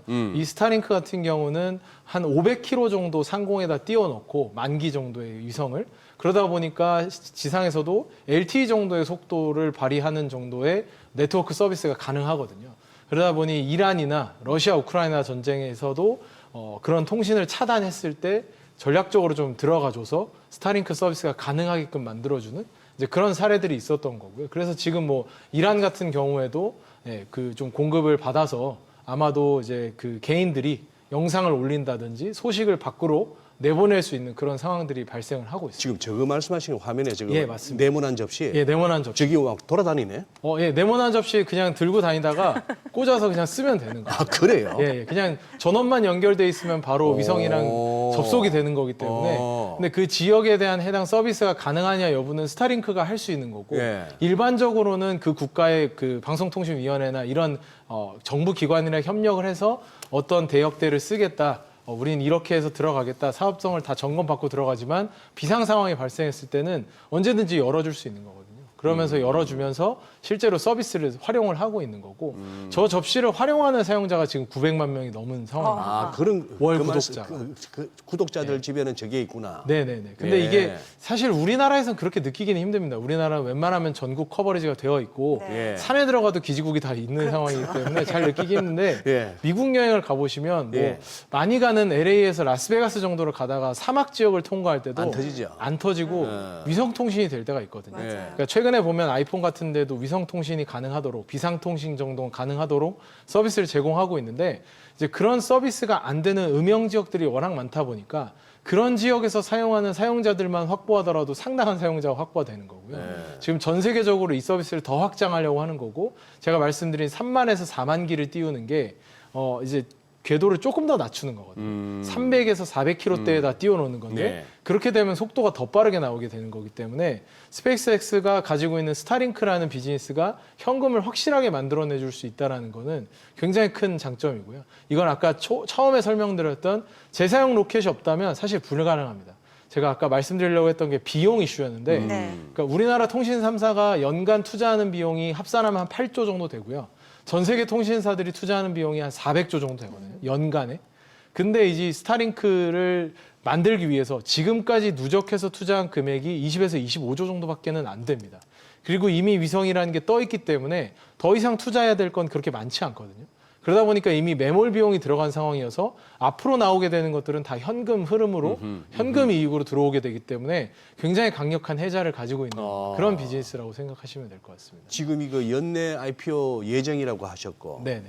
그러면은 우리 뭐 국내에서 공모주 청약하듯이 우리 예를 들어서 스페이스X 몇 주라도 받아서 이렇게 하는 게 뭐 괜찮은 접근법일까 보세요. 아니면 그냥 IPO 이후에 네. 그냥 시장에서 사는 거 아니면은 이도저도 아니면은 스페이스X 관련주라고 정권 채널에서 얘기해주는 그 주식들 중에 뭐 이름 이쁜 걸로 하나 잡아가지고 그냥 그러니까 이게 묻어두는 게 좋을 전반적으로 것 같아요. 다 포트폴리오 상황을 고려할 필요가 있는데요. 왜냐하면 이 우주 산업이라는 걸 제가 말씀드린 이유가 네. 스페이스X라는 기업이 가진 독점적인 경쟁력이 너무나 크기 때문에 네. 이 주변부에 있는 기업 중에 정말 살아남을 같이 갈 수 있는 기업을 골라내는 과정이 필요하거든요. 예. 그렇기 때문에 그 과정에서 기술에 대한 공부가 필요한 거고 여러 가지 기업들을 많이 살펴보는 상반기가 돼야 된다고 생각하는 거고요. 단적으로 스페이스X의 상장 관련된 이슈로만 보자면 스페이스X 지분을 이미 보유하고 있는 기업을 가져가는 게 훨씬 낫다고 봅니다. 그래서 뭐 최근에 미래에셋 벤처 투자 같은 경우도 그런 펀드의 발기인으로 들어가 있기 때문에 굉장히 좀 각광받았지만 낮죠. 예. 실제로는 미래에셋 증권이 훨씬 더 많이 갖고 있거든요. 3천억의 펀드 중에서 2천억 이상을 이제 미래에셋 증권이 갖고 있는 거기 때문에 미래에셋 증권이 보게 되는 수혜가 더 크고요. 글로벌하게 보면 알파벳 같은 경우가 스페이스X 지분을 대략 한 7.5% 정도 가지고 있습니다. 그러니까 이런 식으로 상장의 수혜를 볼 수 있는 사실 이것도 간접적인 영역이죠. 간접적으로 수혜를 볼 수 있는 기업들에 좀 관심 가지는 게 그나마 대응이 가능한 영역이라고 생각하고요. 그다음에 아까 소장님 말씀하신 것처럼 스페이스X가 상장할 때 직접 들어갈 수 있느냐? 사실 미국의 상장 방식은 그렇게 되어 있지가 않기 때문에 일단 글로벌 IB들을 한 바퀴 돌면서 수요 예측을 다 해서 그들에게 먼저 배분을 하는 방식으로 되어 있다 보니까 우리나라처럼 공모주 청약을 통해서 개인이 들어갈 수 있는 가능성이 거의 없거든요. 따따 이런 것도 없고요. 예, 그렇죠. 그거를 받아올 수 있으면은 좋겠지만 어렵다 보니까 아마도 상장하자마자 시가총액이 굉장히 많이 올라갈 테니까 상장하자마자 접근하라는 말씀을 드리는 게 아니라 이 산업에 대한 충분한 스터디가 필요하고 예. 상장 이후에 어느 정도 하향 안정화가 되었을 때 적정한 시가총액 레벨쯤에 왔을 때는 함께 하시지 않으면 사실 업사이드 리스크가 굉장히 큰 기업이기 때문에 지금부터 스터디를 좀 많이 해놓는 게 필요하다라고 생각을 하는 겁니다. 근데 요즘 좀 민망하지 않아요, 정민 앵커? 뭐 어떤 거요? 오늘 또 스페이스X 얘기를 많이 하는데 스페이스X 관련주가 오늘 같은 날 또 빠지고 있고 요즘 우리 좀 자주 그래요. 로봇 얘기하는 날 로봇 좀 빠지고 뭐 바이오 이렇게 좀 패널 분들하고 얘기하는 날은 또 바이오 빠지고 이래가지고 좀 민망하네요. 오히려 또 역발상일 수도 있죠. 올라갈 때 싸게 얘기하면 살 수 있는 기회를 준다. 예, 올라갈 때 따라 사는 뭐 앵커님이랑 저도 동일하게 생각하는데 예, 예. 빠지는 날 이런 얘기를 하면 예. 마음 편하게 살 수 있으니까. 그렇죠. 그렇구나. 조금씩 매수하는 그렇구나. 관점으로. 예, 예. 맞아. 오늘 같은 날 소장님은 뭐 HL 만도 사실 수 있을 것 같으세요? 7% 올라가는데 HL 만도 7% 올라가는데. 아이고. 예. 뭐 알면서 그런 내 같은 새 가슴이 이미 7% 뛰었는데 그 손이 어떻게 나가요? 그러니까요. 막 현대차도 지금 막 7.9% 막 이러는데. 현대차도? 예. 이러면 사실 손 나가기가 어렵죠. 네, 좀 마음 그래요. 편하게 예. 좀 떨어질 때 괜찮은 기업들 그렇죠. 사모는 공부를 좀 저희가. 해놨다가 예. 떨어지는 날 아무래도 매수를 하면 단 며칠이라도 일단은 안심하면서 인내할 수 있는 힘이 생기는 거니까. 인내하십니다. 아니 그래서 미래에셋증권 봤는데 오늘 떨어지는 폭이 그렇게 크진 않거든요. 네, 네. 근데 요거는 또 사실 이제 그때 한참 그 뭐 밸류업이라든지 이런 쪽하고 맞물려서도 증권주들 모멘텀이 있었잖아요. 네, 네. 그래서 많은 분들이 이제 미래에셋증권을 증권에서 탑픽으로 많이들 언급을 해주셨거든요. 혹시 미래에셋증권 가격적인 전략도 제시해 주실 수 예, 있을까요? 미래에셋증권 같은 경우는 사실 이 스페이스X와 관련된 이슈는 그렇게까지 큰 네. 부분은 아닌데 이건 어떻게 보면 좀 더 테마적인 영역이라고 네. 보고요. 말씀하셨던 것처럼 작년에 밸류업과 네. 관련돼서 굉장히 여지가 좀 많은 기업입니다. 왜냐하면 증권사 차원에서 가장 큰 자본 규모를 가지고 있는 1등 증권사이기도 하고 네. 앞으로도 글로벌 IB를 키우기 위한 과정에서 IMA 비즈니스라든지 새로운 비즈니스들도 먼저 선도적으로 나가는 기업이기 때문에 그 부분을 좀 긍정적으로 생각을 하고 있고요.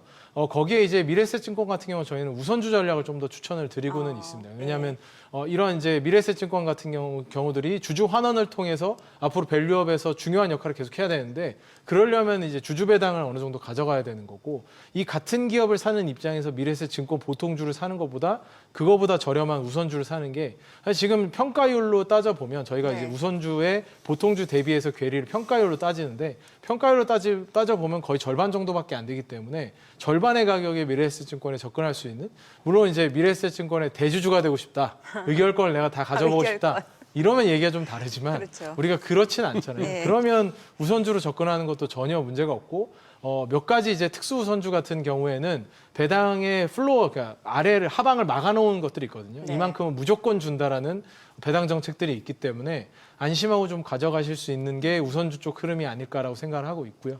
예, 전반적으로 글로벌로 뻗어나가는 이제 투자를 굉장히 강하게 하고 있기 때문에 네. 같은 IMA 비즈니스를 하는 한국금융지주랑 미래에셋증권과의 성장 스토리가 달라서 요거는 이제 성장 스토리에 따라서 좀 선택할 수 있을 것 같습니다. 예. 알겠습니다. 오늘 여기까지 듣겠습니다. 잘 들었습니다. 예, 고맙습니다. 감사합니다.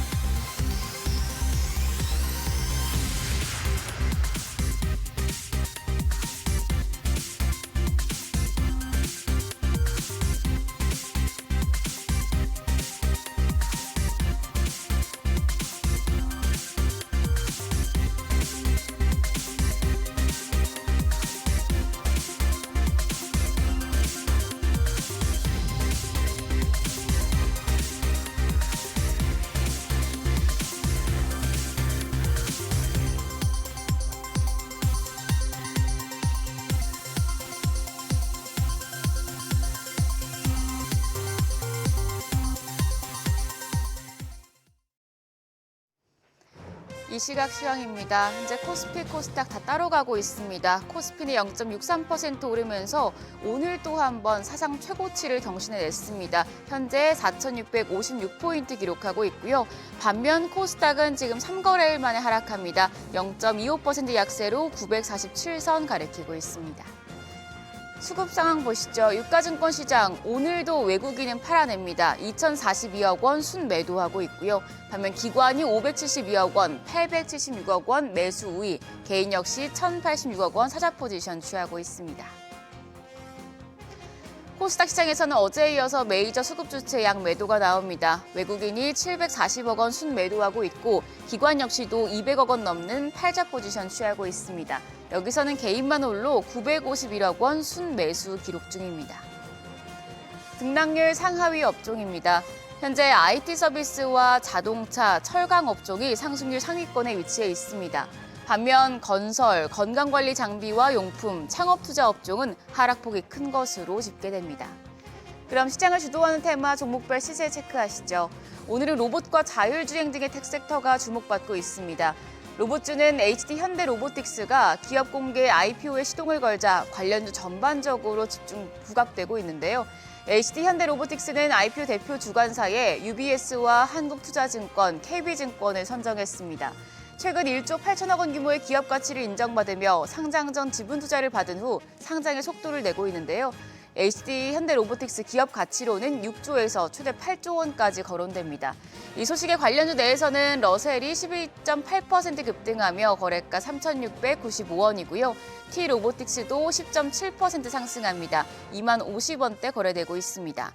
신성 델타테크가 7% 강세로 58,100원, 푸른기술이 4% 강세로 9,570원, 한국 PIM 역시도 6.6% 강세입니다. 현재 거래가 77,400원으로 집계됩니다. 자율주행 관련주는 현대차그룹의 자율주행 합작법인 모셔널이 올해 무인 로보택시 서비스를 상용화한다는 소식에 영향을 받고 있습니다. 로라 메이저 모셔널 CEO는 지난 8일 라스베이거스에서 열린 모셔널 테크니컬 센터에서 연말 운전자가 필요 없는 레벨 4 수준의 무인 서비스를 출시한다고 밝혔습니다. 현대차그룹은 순차적으로 한국과 유럽 등으로 서비스 지역을 넓혀나갈 계획인데요. 이 소식에 자율주행 관련주 크게 들썩입니다. 현대오토웨버가 15.2% 급등하며 거래가 53만 원이고요. 삼보모터스가 21% 가까이 급등합니다. 8,520원. 슈어소프트테크가 2.4% 강세, 거래가 8,910원이고요.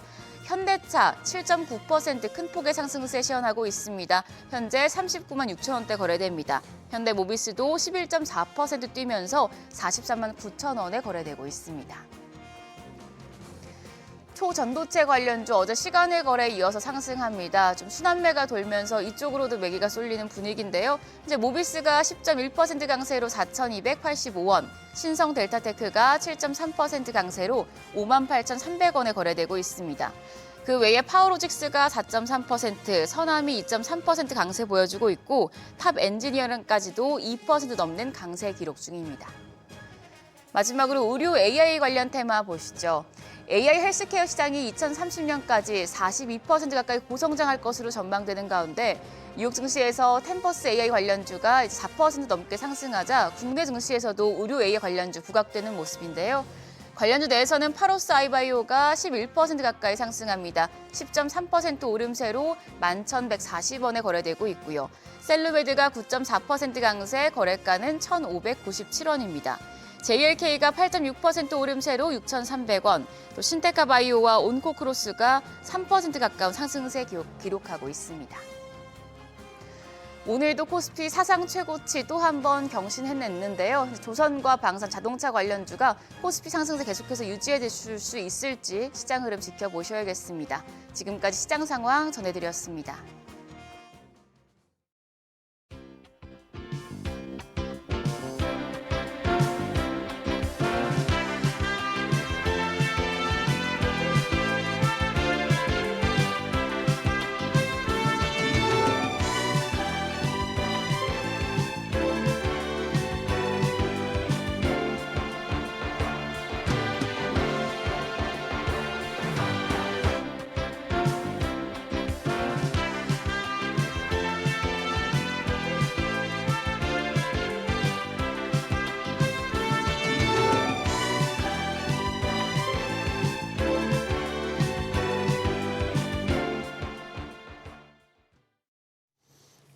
오늘 국내 증시 개장 상황 특징 업종 자세히 알아보겠습니다. 네, IS 김태선 본부장 나와 계십니다. 어서 오세요. 네, 안녕하세요.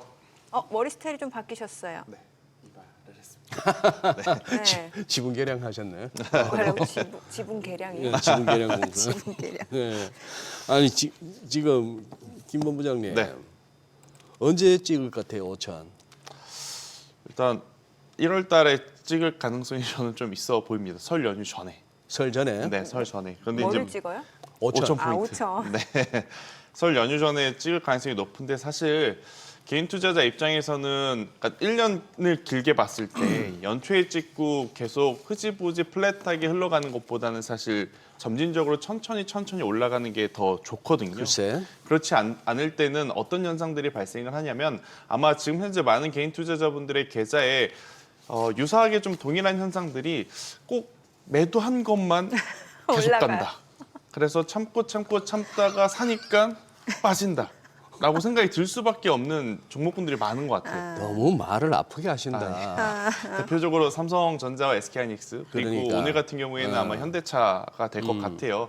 일단 지금 시장의 트렌드 자체가 아무리 이제 대형주라 함에도 불구하고 수급이 쏠리면 그 종목만 가게 되는 현상들이 최근 약 한 달에서 한 달 반 동안 계속해서 지금 나타나는 상황이다 보니 절대적인 수치, 코스피 지수 같은 경우에는 정말 오늘도 4,669포인트까지 올라오는 상황이나 계좌는 지금 그 속도를 따라가지 못하는 게 조금은 아쉬운 것 같습니다. 그래서 지금은 그 어느 때보다도 선택과 집중을 좀 하셔야 되지 않을까라는 의견 한번 드려보도록 하겠습니다. 선택과 집중이 말은 쉬운데 그게 참 어렵잖아요. 선택과 어렵죠. 집중. 네. 어떤 쪽을 선택하는 게 좋은가요? 그러니까 일단 첫 번째로 선택과 집중도 어려울 뿐더러 두 번째 지금 시장은 끌고 갈 수 있어야만 수익을 보거든요. 아무리 좋은 종목에 내가 집중했다 하더라도 예. 이게 이제는 내가 정말 사니까 고점인가 싶어서 정리하면 또 가버리고 그래서 사버리면 떨어지고 그런 상황이라 참 어려운 것 같은데 우선 변치 않는 주도 업종이 어디냐라고 했었을 땐 전 세계 시장을 통틀어서 저는 전력기기 쪽이 아닌가, 그러니까 에너지 인프라 쪽이 아닌가라는 생각이 들어요. 그러니까 삼성전자와 SK하이닉스 같은 경우에는 지금의 구간에서 쉬어가는 것은 기술적으로도 언제든지 나올 수 있거든요. 네. 특히 삼성전자의 차트 흐름을 좀 놓고 보면 작년 11월과 12월 달에 뭔가 안 좋아서 쉬었던가? 그건 아니었습니다. 굉장히 좋은 뉴스가 있었음에도 불구하고 단기간 안에 빠르게 올라오다 보니 생길 수 있는 기간적인 기술적인 조정이 지금 연초에도 나타날 가능성이 높은데 그 사이에 누가 그러면 그 빈 공간을 잘 메꿔줄 수 있을 것이냐 이걸 고민을 해봤었을 때 미국 증시 내에서도 전력 인프라주들이 굉장히 좋았거든요. 그런 상황이다 보니 오늘 우리나라 증시에서는 다소 약하지만 저는 1순위로는 전력기기를 좀 보셔야 될 것 같고 네. 2순위로는 전선을 보셔야 될 것 같고 3순위로 이게 이제 순위가 좋은 순위라기보다는 어떻게 보면 지금 시장에 좀 민감하게 반응하는 순위 기준으로 말씀을 드리는 건데 세 번째로는 원전을 포함한 재생에너지 쪽에 대한 관심도를 갖는 게 저는 더 맞지 않겠는가라는 의견을 드리도록 하겠습니다. 그러니까. 전력 쪽은 그러면 HD현대 일렉트릭인가요? 근데 이제 이게 HD현대 일렉트릭과 효성중공업, LS 일렉트릭을 저희가 항상 이야기를 하지 않습니까? 네. 그러니까 어떤 기준에 이제 포커스를 맞추느냐에 따라서 우선순위가 좀 갈릴 수는 있을 것 같아요.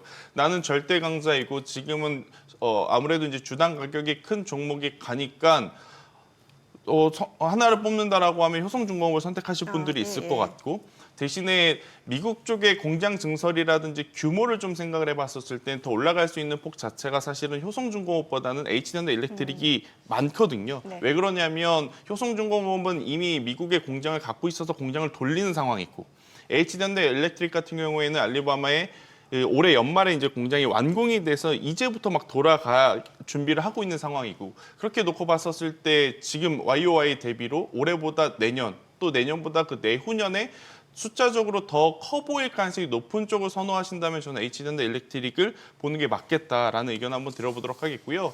LS 일렉트릭은 앞선 두 기업이 가게 되면 분명히 따라갈 가능성이 높겠죠. 하지만 왜 계속 3순위에 두냐면 주가의 위치는 지금은 가장 공격적으로 보이지만 전력기기 기준으로 봤을 때는 배전과 배반 이쪽 산업이 미국 내에서 하고 있는 기업들이 워낙 많습니다. 그러니까 초고압 변압기 765kV짜리의 이제 변압기 시장은 효성중공업과 HD현대 일렉트릭을 제외하면 거의 전무후무한 상황이라서 멕시코 기업 몇 개만 봐야 되는데 배전이라든지 배반 같은 경우에는 사실 LS 일렉트릭을 제외하더라도 굉장히 많은 기업들이 하고 있는 상황에 진입 장벽이 높다고 좀 볼 수는 없는 것 같아요. 그 기준으로 본다면 3순위에 조금 넣을 수밖에 없지 않나라는 의견까지 조심스럽게 드려보도록 하겠습니다. 예, 그래요. 지금 우리 김태승 본부장 선택과 집중 얘기하셨다가 채팅창에서 혼나고 계셔. 네. 언제는 선택하고 집중 안 하냐고. 네. 이게 우리 방송쟁이들의 네. 막힐 때 하는 얘기거든. 나도 알지만 네. 잘 안 될 때 뭐 우리가 구조적인 뭐 체질적인 뭐 개선 어쩌고 저쩌고 두리뭉실에 넘어. 네. 선택과 집중. 언제는 선택 안 합니까 그러면은? 원래 인생 매 순간이 선택이긴 하죠. 그렇긴 한데. 아니 그리고 어제 메타가 이제 그 엄청나게 필요한 전력을 갖다 원전으로 하겠다 해서 언제 네. 원전이 그거 하면서 그 와중에 현대건설이 확 뛰었잖아요. 이거는 이제 건설이 아니고 이제 원전주로. 원전으로 봐야죠. 그러니 결국 뭐 누구하고 하든 간에 걔들이 원전 지을 때 시공을 갖다가 현대건설이 하게 되니까 그렇죠. 이거는 엄청나게 콩고물이 떨어지는 거 아니에요? 그러니까 이게 건설주가 받았던 그동안에 좀 안 좋았던 네. 시선들이 네. 그러니까 현대차가 로봇을 붙여서 말 30만 원 벽을 깬 것처럼 그렇죠. 현대건설도 이제 건설주라는 오명 때문에 주가의 위치가 좀 안 좋았었는데 여기 원전이라는 모멘텀이 지금 받고 다시 이제 어떻게 보면 재평가를 받는 시기의 출발점에 선 거거든요. 그래서 현대건설 같은 경우에는 저는 중장기적으로 봐도 괜찮은데 한 가지 좀 감안해 보셔야 될 건 감안해야 뭐냐면 될 게? 원전 에너지 그리고 이제 원전 발전소를 좀 지을 때 기간이 굉장히 오래 걸리잖아요. 예. 특히나 지금 체코도 그렇지만 여러 가지 유럽의 우리나라 기업들이 입찰을 하기 위해서 전략적으로 아마 접근했을 가능성이 높아요. 특히나 체코 입찰을 하는 과정에 우리나라의 원전 입찰 가격이 경쟁사라고 보이는 다른 나라들보다 가격이 많이 저렴하다라는 이야기들도 작년에 좀 많이 화두가 됐었지 않습니까? 그게 지금 당장은 입찰의 결과로 보여지기 때문에 긍정적인 부분만 비춰질 수는 있겠지만 예. 현대건설처럼 굉장히 오랜 기간 동안 시공하고 건설해야 되는 입장에선 추후에 3년 뒤에 5년 뒤에 중간에 혹은 뚜껑을 열었는데 네. 마진율이 이렇게 안 좋아? 아하. 라고 인식이 될 가능성도 조금 있어요. 그래서 뭐 현대건설을 제가 올라가고 있는 상황 속에 부정적으로 이야기 드리고 싶어서 그런 건 아니지만 경계해야 될 부분은 이러한 포인트들이 있다. 우리나라 조선사들이 지난 5, 6년 동안 수주가 굉장히 좋았음에도 불구하고 매년 적자였던 이유가 그 전에 저가 수주를 한 부분들이 문제가 돼서 굉장히 수년 동안 발목을 잡혀왔지 않습니까? 그래서 현대건설도 이 부분에 대한 고민은 한번 해보실 필요는 있을 것 같은데 나는 그런 고민하기가 싫다라고 하시는 분들은 두산 에너빌리티와 BHI를 저는 보시는 게 가장 깔끔하다라는 생각이 들어요. 그러니까 두산 에너빌리티는 여러분들이 이미 아시겠지만 가스 터빈이지 않습니까? 이게 굉장히 의미가 큰 게요. 사실 가스 터빈은 미국의 종주국입니다. 그러니까 미국의 항공 부품을 만드는 다수의 기업들이 대체적으로 가스 터빈을 모두 만듭니다.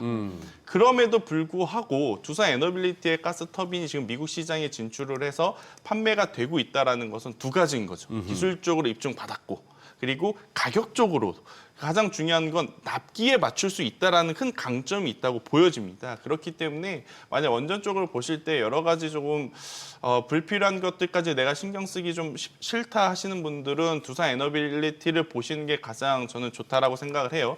대신에 이제 두산 에너빌리티는 한 가지 좀 고민이 되는 건 가격. 위치에 대한 고민이죠. 네. 그러니까 4만 원 갈 때 5만 원 갈 때 또 이제 괜찮다라고 했는데도 안 사셨다가 이제 막 사시려고 하면 사실은 좀 가격에 대한 부담이 있는 것은 맞거든요. 그래서 그 가격에 대한 리스크는 있겠지만 중장기적으로 안정적으로 우상향할 가능성이 굉장히 높은 쪽이 저는 원전 쪽에서는 두산 에너빌리티가 아니겠는가라는 의견 한번 드려보도록 하겠고요.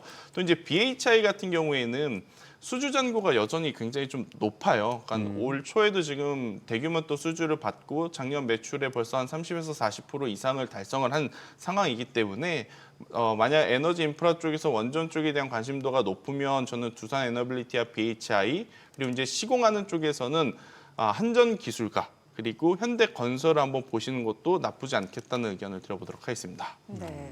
자, 그리고 요즘에 시장에서 핫한 쪽이 현대차 그룹주. 그렇죠. 예, 지금 현대차 지금 또 50주 신고가 또다시 경신하고 있는 상황인데 지금 나오는 얘기로는 자율주행 서비스 상용한다는 소식까지 또 나오고 있거든요. 예. 근데 이게 이제 큰 걸림돌은 아마 우리나라 정부의 규제 완화랑 아마 맞물릴 가능성이 높습니다. 그러니까 네. 지금 당장은 기술력에 대한 이야기만 하겠지만 실제 상용화 되기까지는 시간이 좀 필요한데 상용화가 되는 과정 중에 지금 속도를 붙여준 건 뭐였냐면 지난주에 엔비디아가 발표한 알파 마요라는 기술이죠. 네. 아니 그거 현대차랑 안 하고 치킨까지 먹고 갔는데 현대차랑 안 하고 벤츠랑 하는 것 아니에요라고 하실 수는 있는데 그게 그 벤츠랑만 한다 그래서 알파 마요가 벤츠에만 탑재되는 게 아니라 테슬라의 FSD는 테슬라에만 탑재되거든요. 네. 근데 지금 엔비디아의 알파 마요는 범용 플랫폼이라고 좀 보시면 됩니다. 지금 엔비디아가 쿠다 플랫폼을 통해서 HBM이라는 것을 만들고 이 HBM을 통해서 범용에 대한 어떤 본맛을 확실하게 느꼈지 않습니까? 지금 자율주행 쪽도 마찬가지인 겁니다. 그러니까 메르세데스 벤츠하고만 이어지는 것이 아니라 지금 알파마요 플랫폼을 이용한다면 지금 현대차가 되었든 기아가 되었든 토요타, 혼다, 뭐 폭스바겐이 되었든 대다수의 완성차 브랜드에 탑재가 돼서 굉장히 빠르게 자율주행으로 갈 수 있겠다라는 것들을 우리가 한번 기술을 받기에 이런 뉴스에 굉장히 민감하게 반응을 하고 있는 상황인 것 같은데요. 저는 개인적으로 현대차는 괜찮지만 네. 지금의 위치에서 현대차는 괜찮지만 자율주행 기준입니다. 그 외의 자율주행 관련주들에 대해서는 단기적인 전략이 가장 유효하지 않을까. 오늘처럼 시세가 날 때는 조금 챙겨주고요. 그다음에 조금 기술적으로 조정이 나왔을 때는 천천히 또 모아갔다가 또 테슬라의 이야기, 알파마요에 대한 이야기가 나올 때 또 챙겨주고 이런 식으로 가는 게 맞지 않겠는가. 이제 현대차에 대해서는 긍정적으로 이야기 드릴 수밖에 없는 게 오늘 최고가가 39만 8천 원이죠. 그러니까 이 기준으로 보더라도 밸류적으로 보면 여전히 아직까지는 투자할 만한 가격대입니다. 그러니까 절대 지금의 주가의 위치만 보고 주가의 추세 흐름만 보면 이걸 지금 어떻게 사라고 할 수는 있겠으나 뭐 PER이든지 PBR을 기준으로 보면 다른 글로벌 완성차 대비해서는 여전히 조금 낮은 위치에 있다 보니까 현대차 같은 경우에는 언제든지 조정 시 한번 우리가 접근을 해보는 것도 괜찮지 않겠는가. 그리고 큰 그림을 보면 현대모비스 그리고 현대글로비스까지는 묶어서 같이 좀 보시는 게 좋지 않겠나라는 의견 드리겠습니다. 묶어서. 네. 그래서 지금 현대차가 앞에 붙은 것들은 다 같이 하는구나. 그러니까요. 예. 아니 근데 김 본부장님. 네. 이 바이오 한번 점검해 주세요. 이게 지금 가는 놈은 지금 보니까 가는 놈하고 못 가는 놈이 확 갈리네요. 일단은 지난주에 CES를 보면서 예. CES가 끝나면 예. 연달아 이제 JP모건 헬스케어 컨퍼런스가 네. 있으니까 많은 투자자분들이 기대를 했고 저 또한 기대를 해서 지난 주말 사이에 사실 원전 공부 안 했고요. 자, 로봇 공부 안 했고요. 바이오 헬스케어만 계속했습니다. 근데 막상 어제 시장 열리니까 글쎄.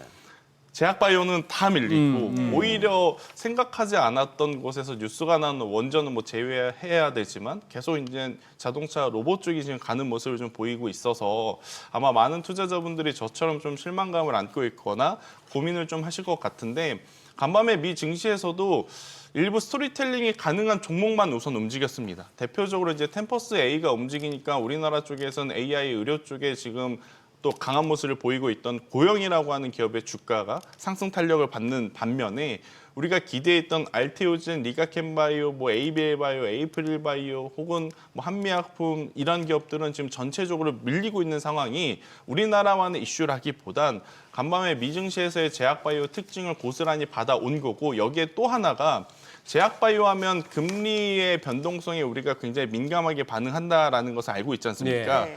그런데 지금 미국 내부적으로 나오는 지표를 보면 우선 1월 달은 동결일 가능성이 굉장히 높잖아요. 이렇게 되면 아무리 파월 연준 의장 후임으로 굉장히 비둘기파적인 인물이 오신다 하더라도 연내에 우리가 기대했었던 통상적인 정말 높게 봤었을 때 3번은 불가능하다라는 시선들이 좀 있는 것 같아요. 그래서 제약바이오 쪽에 대한 관심도가 조금은 줄어든 상황이다 보니 일부 몇 종목에 한해서 움직이고 있지만 저는 이걸 오히려 역이용해 볼 필요가 있는 기업으로는 대표적으로 CDMO, CMO, 바이오 시밀러 를 말씀드릴 수는 있을 것 같은데 삼성바이오로직스와 셀트리온입니다. 그런데 삼성바이오로직스는 이미 지금 올라가고 있는 상황 속이라 올라간다면 당연히 200만 원을 보고 지금 들어오는 자금들이겠죠. 그래서 이제 삼성바이오로직스는 뭐 여기서 뭐 쫓아가실 분들도 있겠지만 그것보다는 저는 셀트리온을 집중을 하는 게 더 맞지 않겠는가. 셀트리온은 약가 인하를 통해서 그동안의 주가 부진이 있었지만 작년 2분기부터 영업이익률이 개선이 됐거든요. 그러면 왜 영업이익률이 작년 2분기부터 개선이 됐느냐? 이제 약가 인하를 모두 제품에 선반영시키다 보니까 지난 2분기도 그렇고 3분기도 그렇고 영업이익률이 한참 잘 나갔었을 때만큼은 아니지만 부진했었던 그 부진을 다 털어내고 올라오고 있는 상황에 앞단의 매출 규모도 굉장히 크게 늘어나고 있는 상황이라고 좀 보시면 될 것 같습니다. 그래서 삼성바이오로직스가 조금은 부담스러우신 분들은 저는 JP모건 헬스케어 기대감을 가지고 볼 수 있는 종목으로는 셀트리온을 한번 보는 게 좋을 것 같다는 의견 한번 드려보도록 하겠고요. 셀트리온. 네, 지금 뭐 미국 쪽에서는 결국엔 키트로다 SC가 지금까지, 그러니까 지지난주까지만 해도 세계에서 가장 많이 팔린 블록버스터급 약품이었는데 그걸 넘어간 제품이 비만 당뇨임의 이번 주말에 뉴스를 통해서 우리가 확인을 했지 않습니까? 그러니까 이걸 토대로 본다면 결국 경구용에 대한 관심도가 좀 높아질 수밖에 없는 상황이라 일동제약이라든지 D&D 파마텍을 또 많이들 보셨을 텐데 일동제약도 오늘 반등이 좀 나와줘야 됩니다. 만약에 오늘 이렇게 좀 밀려서 내려가게 되면 내일도 추가적인 조정에 대한 불안감을 좀 열어두고 봐야 되는 상황이라 지금 공격적으로 좀 담기보다는 일정 부분을 대응을 하고 오히려 4만 원이라는 가격대 위에서 안착을 했을 때 한번 보시는 게 맞을 것 같다는 의견 드려보도록 하겠고, 그러면 일동제약의 경쟁사로 불리는 D&D 파마틱이 상대적으로 강해야 되는데 이쪽도 지금 좀 약해요. 네, 그래서 지금 시장은 제약바이오 쪽엔 큰 관심이 없고 오히려 가지고 있었던 분들이 뭔가 뉴스가 나오면 이번 기회에 내가 약간은 좀 매도를 해야겠다라고 좀 생각을 하시는 분들이 많다고 저는 느껴지기 때문에 이 부분은 경계를 하시면서 매매 전략에 녹여내셔야 될 것 같다는 의견 드리겠습니다. 네. 방산주는 어때요? 어느덧 보니까 하나 에어로스페이스도 지금 주가가 많이 올랐습니다. 124만 6천 원 선. 뭐 최근에는 보니까 두 자릿수 상승률을 보여주기도 하고 있는 상황이고, 사실 전반적으로 나라별로 국방비 증액 이슈는 계속해서 좀 상승 모멘텀으로 이어지는 상황이잖아요. 네. 예. 그러니까 한쪽에서는 종전 이야기를 하지만 네. 한쪽에서는 또 전쟁에 대한 부담과 함께 방위비 증액에 대한 이야기들이 오고 가고 하다 보니 연초에 가장 또 핫한 쪽이 또 공교롭게도 작년과 마찬가지로 방산주가 좀 되어가는 모습입니다. 하나 에어로스페이스는 여기에 또 방산주들의 공통점인 또 플러스적인 알파 요인은 우주항공이 붙었다라는 거죠. 네. 이번 주말 사이에 이란 시위대 때문에 이란 정부가 인터넷을 끊으니까 바로 스타링크가 또 이란으로 넘어가서 안테나가 있으신 분들에게는 인터넷을 원활하게 또 쓸 수 있게 해주는 것을 놓고 보고 있노라면 아마 많은 나라들이 혹은 많은 기업들이 우주항공이 이제는 너무 뜬구름 잡는 미래의 기술이 아니라 이제 실제 우리 생활에 들어오고 있구나라는 것을 느꼈기 때문에 오히려 방산 플러스 우주항공 관련주들에 대한 시세가 여전히 강한 모습을 좀 보이고 있지 않겠는가라는 생각이 드는데, 우선 저는 개인적으로 한화 시스템을 현재 구간에서 단기적으로 보는 것은 충분히 괜찮지 않겠는가라는 생각이 들어요. 왜냐하면 뭐 최근에 들어온 거래량도 그렇고 현재 위치에서 보면 아마 하나 에어로스페이스가 꺾이지 않는다라는 전제 조건하에 하나 시스템도 10만 원까지는 한번 보겠구나. 10만 하나 시스템은 되겠구나라고 생각을 하시는 분들이 좀 많이 들어오실 수 있는 가격대 뭐 이제 변동성이라서 이쪽을 네. 단기적으로 보는 건 좋을 것 같고요. 대신에 이제 중장기 투자 관점으로 보시는 분들은 조금은 기다려 보시는 게 좋을 것 같습니다. 네, 조금은 기다려 본다라는 게 이 기업의 펀더멘탈에 대한 어떤 부담이 있어서가 아니라 최근 일주일 동안 지금 너무 가파르게 올라왔지 않습니까? 그래서 좀 쉬어갈 때 천천히 담아가는 게 일단은 좋지 않겠나라는 의견을 드리겠습니다. 야, 아까 스타링크 그 안테나라는 그 용어를 그 멀쩡한 용어 놔두고 우리는 접시 그러고 있었네. 그러니까. 아, 이제 생김새로 봤을 때 더 직관적일 수는 있어요. 네. 안테나. 맞아요. 예, 예. 아니 이거는 질문지에도 없었던 건데 네. 이거는 하도 우리 당구장 멤버가 물어봐 달라고 해가 자기는 라면도 별로 안 좋아하는데 네. 작년에 하도 라면 뭐 그러면서 네. 결국 150만 원 넘어갈 때 샀어요. 삼양식품을 제가 한번 물어봐 달래요. 화요일 날 그 젊은 친구 나오던데 이러면서. 네. 그러니까 제가 사실 삼양식품에 대해서는 지난 11월부터 좀 많이 말씀을 드렸던 게 우리가 삼양식품에 대한 주가가 올라가기 시작했던 것은 뭐 여러 가지 요소가 있겠지만 마케팅적인 부분도 있겠으나 가장 중요했던 건 공장 가동률이랑 이제 공장 증설이었거든요. 네, 네. 그런데 공교롭게도 지난 3분기부터 증설에 대한 이야기가 좀 뚝 끊겼어요. 증설 얘기가. 네, 증설 이야기가. 그러니까 기존에 이제 계획이 됐던 것은 차례대로 준비를 하고 있지만 미량권을 하고. 네, 그 이후에 그 이상의 뭔가 증설을 한다라는 이야기가 좀 나와줬어야 예. 조금은 더 주가의 퍼포먼스가 더 강했었을 텐데 그런 이야기가 나오지 않다 보니까 주가가 좀 뭐라 그래야 되죠? 흐르듯이 내려갔다라고 표현을 드려야 되는 게 맞을 것 같아요. 하다 보니까 지금 이제 벌써 대응하지 못할 정도로 계좌에서 네, 손실폭이 좀 늘어나신 분들이 많으실 것 같은데 저는 그래도 분기 실적, 올해 연초 분기 실적까지는 한번 기다려볼 필요는 있지 않겠나라는 생각이 조금 드는 게 그 이유는 두 가지가 있습니다.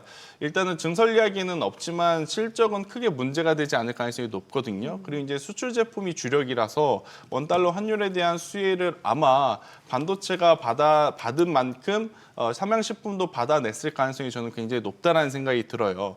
그리고 이제 미국에서도 M7 기업만 지금 가는 것이 아니라 월마트처럼 수급적인 이슈를 좀 제외하고 보더라도 소비주들이 어떻게 보면 지금 같이 상승을 하고 있는 종목군들이 네네. 제법 있거든요. 그래서 삼양식품 같은 경우에는 그러니까 여기서 추가 매수도 저는 의미가 없는 구간이고요. 그렇다고 해서 매도할 자리는 아닌 것으로 좀 보여져서 조금은 더 보유를 해보고 판단을 하는 게 맞겠다라는 의견을 좀 드리겠습니다. 네. 네, 오늘 내용 잘 들었습니다. 그래요. 고맙습니다. 고맙습니다.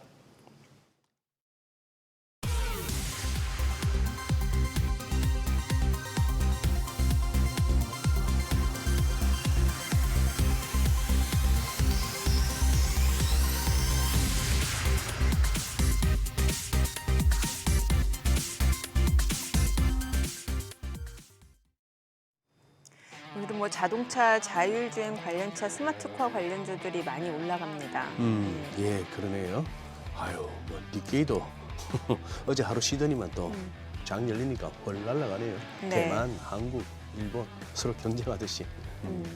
또 시간 좀 지나 보면서 시장 흐름 좀 보셔야 될 것 같다는 그래야겠네요. 생각이 듭니다. 네. 저희 방송 중에 전해드린 내용과 관련해서 모든 투자 판단의 책임은 투자자분들께 있다는 점 알려드립니다. 네, 세상의 모든 돈 되는 정보 머니쇼. 오늘은 여기서 인사드리겠습니다. 여러분의 모든 경제 SBS 비지가 함께하겠습니다. 저희는 내일 오전 8시에 찾아뵙겠습니다. 고맙습니다.